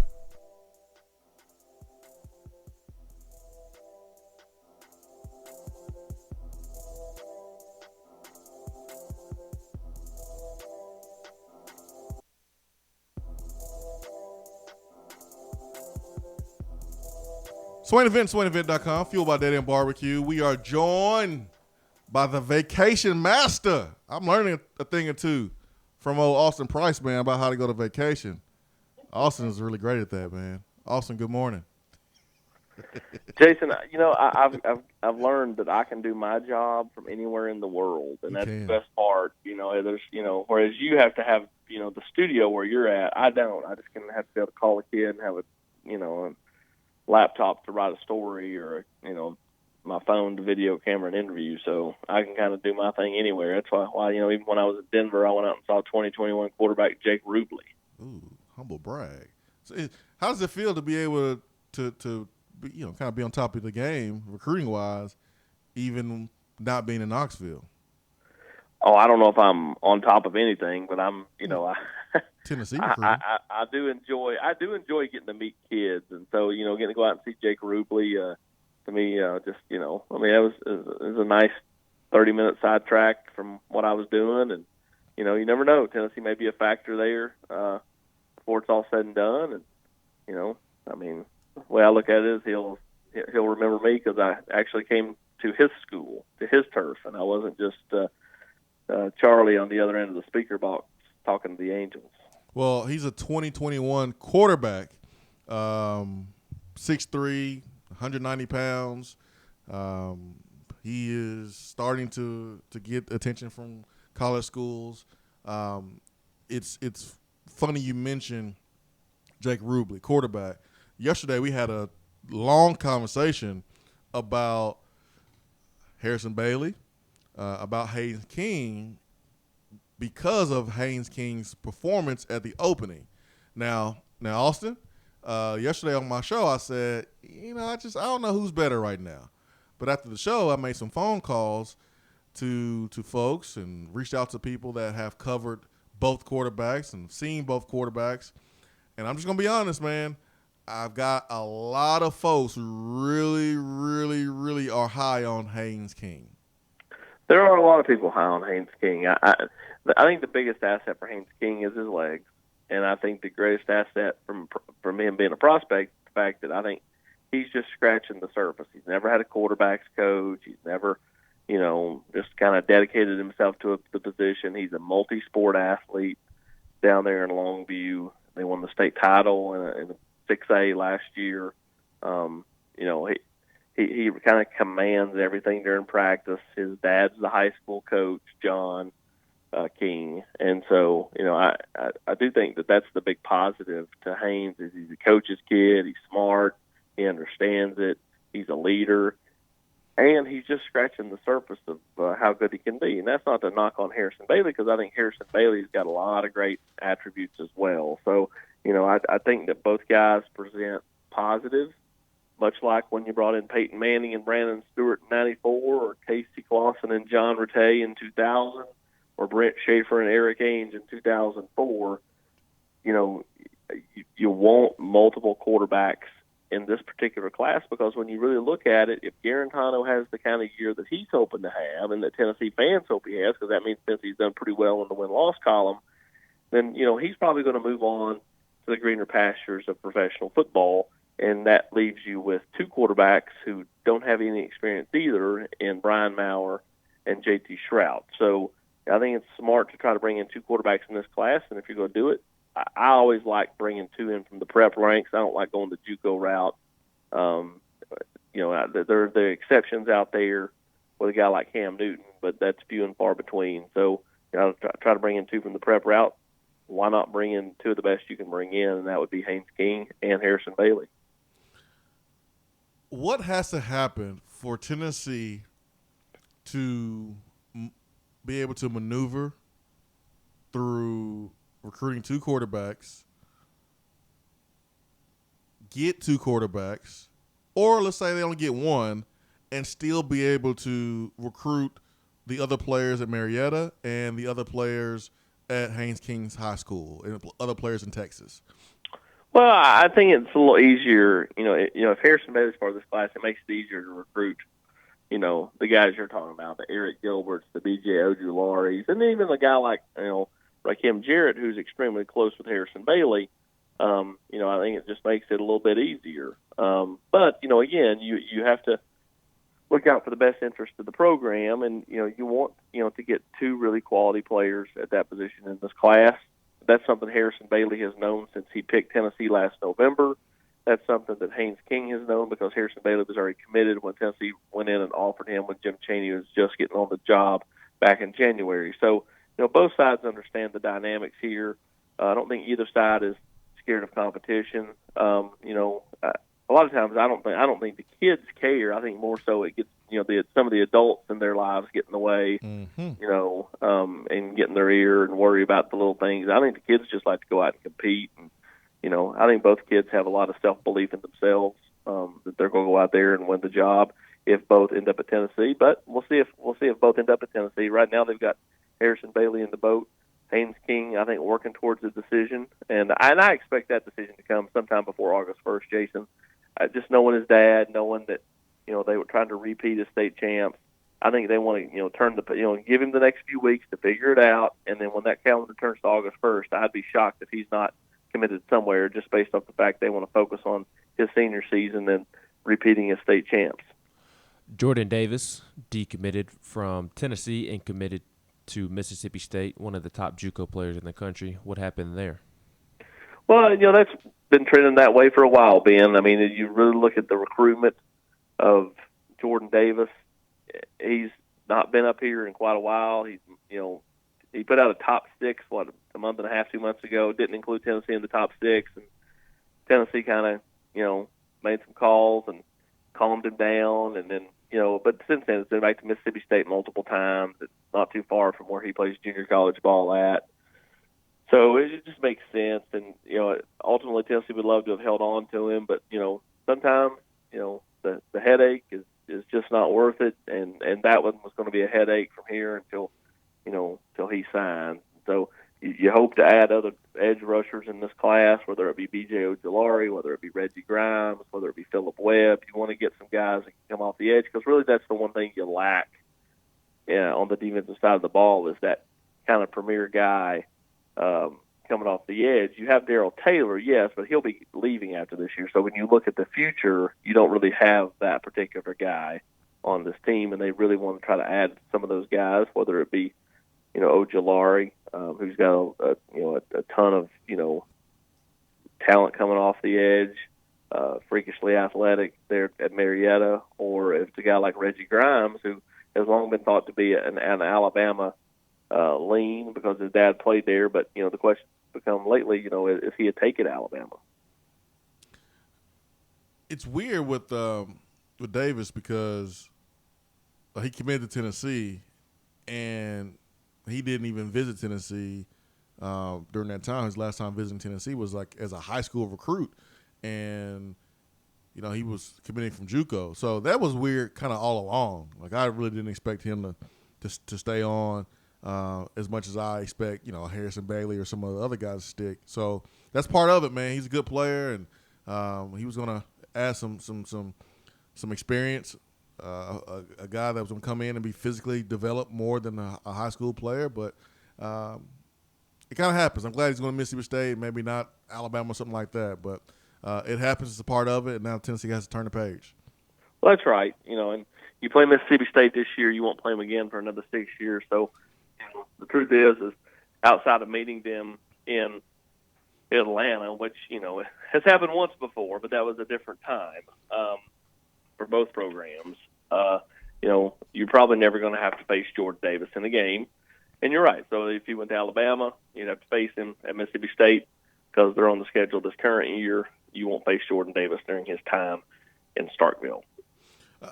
I know it was a quiet week this past week as far as recruiting. Tennessee and high school programs around the state was on a dead period. What is, I guess, the latest in recruiting? Who is on commitment watch? Who is Tennessee made a play for that maybe Tennessee wasn't in with a month ago? Kind of where do we sit today with some of the prospects out there? Well, Tennessee's, kind of right in the middle of that dead period, and it'll get lifted here coming up here about the 22nd. And Tennessee will have prospects on campus the weekend of the 28th. And, you expect guys like Jalen Hyatt to be in town, a lot of in-state guys, Cooper Mays, Keyshawn Lawrence. I would say Tyler Barron will be on campus. Be interested to see what they do with Jay Hardy. Trayvon Ripka is a guy that, to me, is going to be one that we talk about a lot over the next month, Jason. He's set to commit August 20th. I think this is setting up as a Tennessee-Kentucky battle. Kentucky has, done a really good job at recruiting Trayvon and kind of, using some of those commitments to lean on him, to try to come up there to Kentucky. And that's the two programs he's most familiar with, Lexington and Knoxville. He lives with his grandparents. Makes a lot of sense, that he would want to stay somewhat close to home. So his family could, be able to watch him play. And so Lexington's not too far from Dixon County. Same thing for Knoxville. So that's the one we'll talk about a lot over the next month. Jalen Hyatt, I expect to be back in town at the end of the month.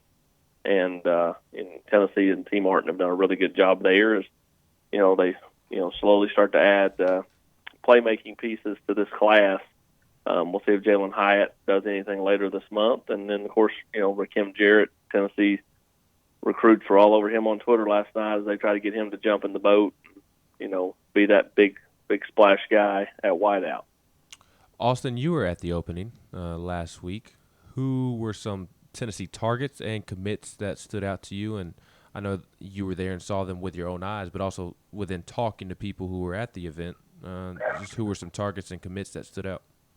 Oh, no, I wasn't there, Ben. Oh, I'm sorry. I'm looking at a video on your. Yeah. That was sent to me by someone who was there of Cooper. I think for Tennessee, you're trying to that same cast of characters that were at the opening, where at the 5-Star Challenge in Atlanta. You're talking about B.J. Ojolari. He seems to be kind of slowing things down quite a bit. I think he's probably waiting on Georgia. His brother Aziz plays for the Bulldogs, but are they full with guys coming off the edge? And then where does Tennessee fill out the rest of their offensive line, defensive line? Marcus Dumerville, the guy that had a really impressive run at both the 5-Star and at the opening. He plays out of Miami, and is he going to be a take at Oklahoma?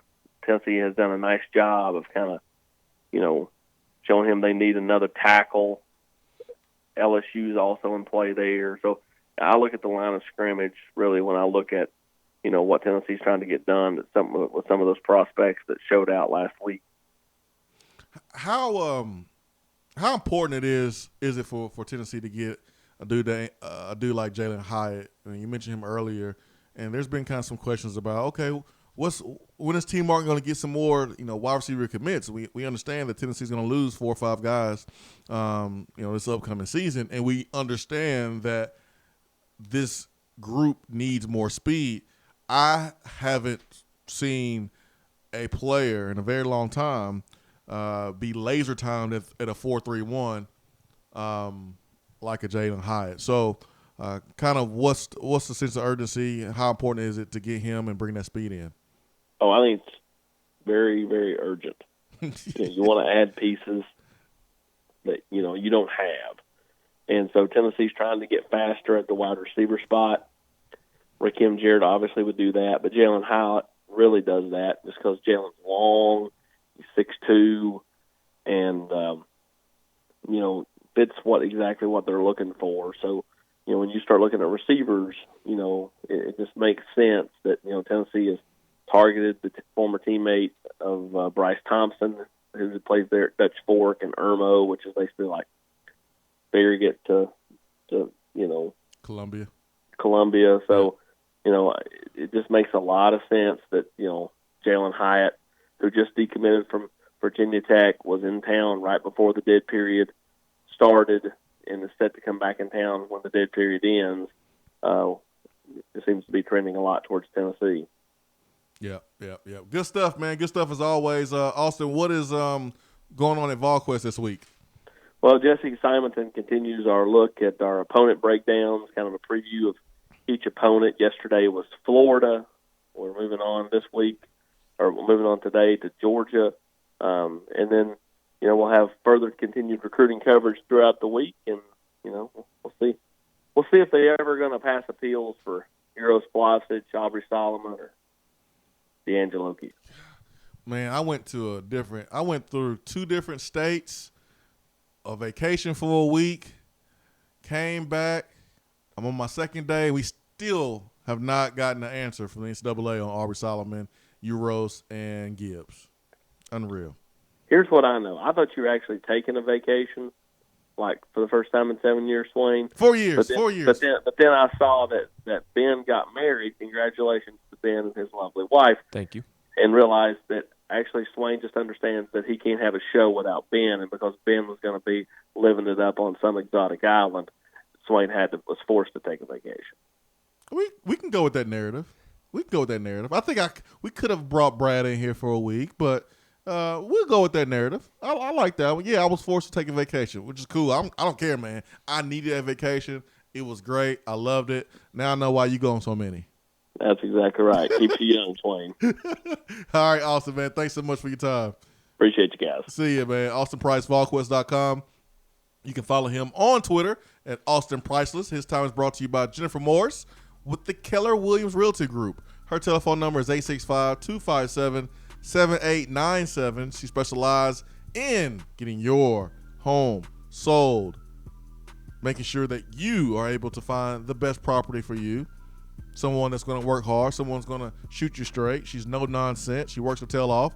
And if you are looking for an investment property, you call Jennifer Morris. There's not another person. There's not another number that you need to call. It's Jennifer Morris, 865-257-7897. One last segment coming up. Stay with us. Hour 3 of the Swain event is brought to you by the Low T Center and lowtcenter.com. Do you know your numbers? Feel like you again. Let us help.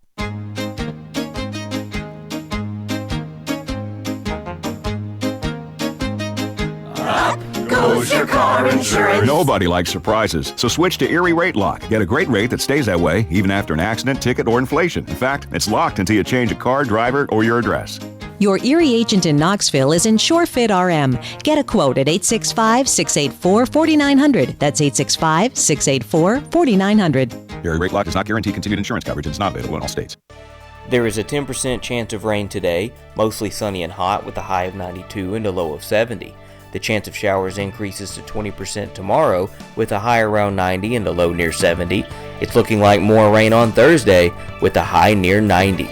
Weather on the Swain event is brought to you by Be Dry. If your basement is wet or cracked, Be Dry can help. BeDry.com.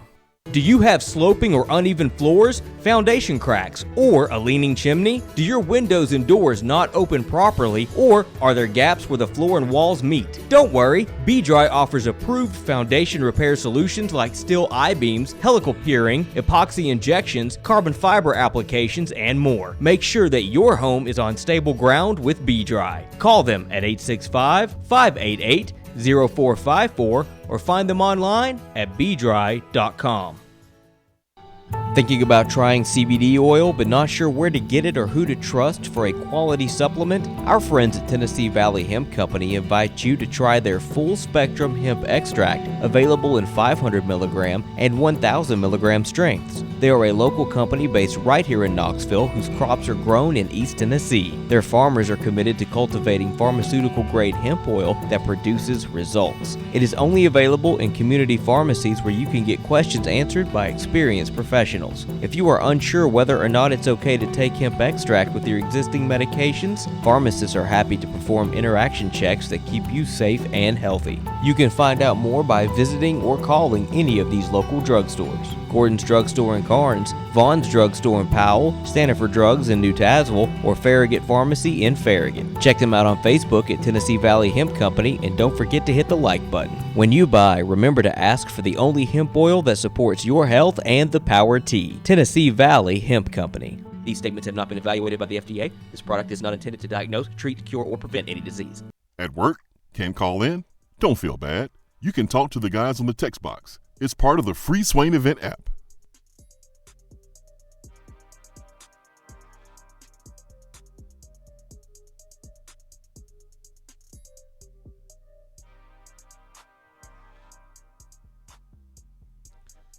SwainEvent.com, fueled by Dead End Barbecue, Hour 3, powered by Low T Center and LowTCenter.com, reinventing men's healthcare. Our telephone number is 865-255-03 if you want to get in the conversation. We got about 5 minutes left in this segment. Ben McKee, Jason Swain here with you, taking a look at the text box. But first, we got a question about who would be second in sacks this year for the Tennessee Volunteers. And this is always like really tough to predict stats because you just don't know what's going to happen. You don't know injuries. You don't know, okay, who's going to, like Darrell Taylor in his case. I think he should be double teamed at points of the game, especially if he has games like he did against Georgia where he's just a madman and he's tearing it up. That's one thing he has to improve on is his consistency. You know, having a 4-sack game or 3-sack game, and then having a game where he has, you know, a limited impact on pass rush and doesn't get to the quarterback. I like 3 or 4 sacks, but need to be more consistent. So we don't know because we're all we're doing is guessing and speculating. But when you look at who possibly could be second in sacks, it's really hard to put your money anywhere else than DeAndre Johnson, man. It's really hard. As I look at all the linebackers who's going to play on the edge, it's really hard, man. I don't know if that's a good or bad thing. No, I think it's a bad thing. I think it's also a bad thing when Henry To'oTo'o could have more sacks than DeAndre Johnson. Good. A bad thing, not for Henry To'oTo'o. It'd be great if he was second on the team in sacks as a freshman. But if you are Tennessee, I doubt Jeremy Pruitt ever wants a freshman having the second most sacks in a season. That's not an ideal situation. I think Matthew Butler could have a strong campaign, could finish second in sacks. Maybe Emmett Good, Aubrey Solomon if he's eligible. But I would go DeAndre Johnson as of right now. Honestly, I'd go DeAndre Johnson or Henry To'oTo'o. One of those two. Yeah, if I had to put my money on someone, it would probably be DeAndre Johnson. Maybe Daniel Batuli. But he's just not gonna really have a whole lot of opportunities. Yeah, he's gonna be in the middle unless they decide to put him on the edge this season and move him over and move him in a different spot. I could see a situation to where maybe if DeAndre Johnson gets off to a slow start and they feel as if Kavarius Crouch is ready, maybe moving Batuli to the outside and letting Crouch and Ignat play on the inside, or maybe just letting Crouch have that first team outside linebacker spot. Yeah. Volso President says, I think King's a great quarterback, but Texas players don't usually work out for us, i.e. Lennon Career, D. Payne, Dormady, Ladero McNeil. Ladero McNeil was a 3-year starter for you. I mean, he did as much as he could. I mean,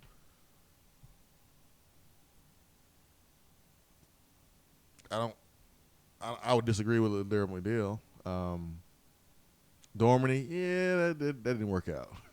That was crazy. And then D. Payne, he's talking about DeAndre Payne. He's from Washington D.C. Yeah, the Texas player that I always think of that didn't work out never made it to campus. The linebacker that went to Texas. He was Dalton Santos. Yes, that's the one I always think of. I know he didn't actually play for Tennessee, but he was supposed to be really good at Tennessee. Was committed for a while, and then flipped. There's not a lot of players that we can mention from Texas because usually those guys stay in Texas. Yep.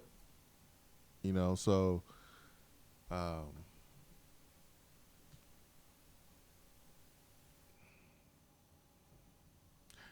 I mean, I want Haynes King to be a Tennessee Vol. Yes.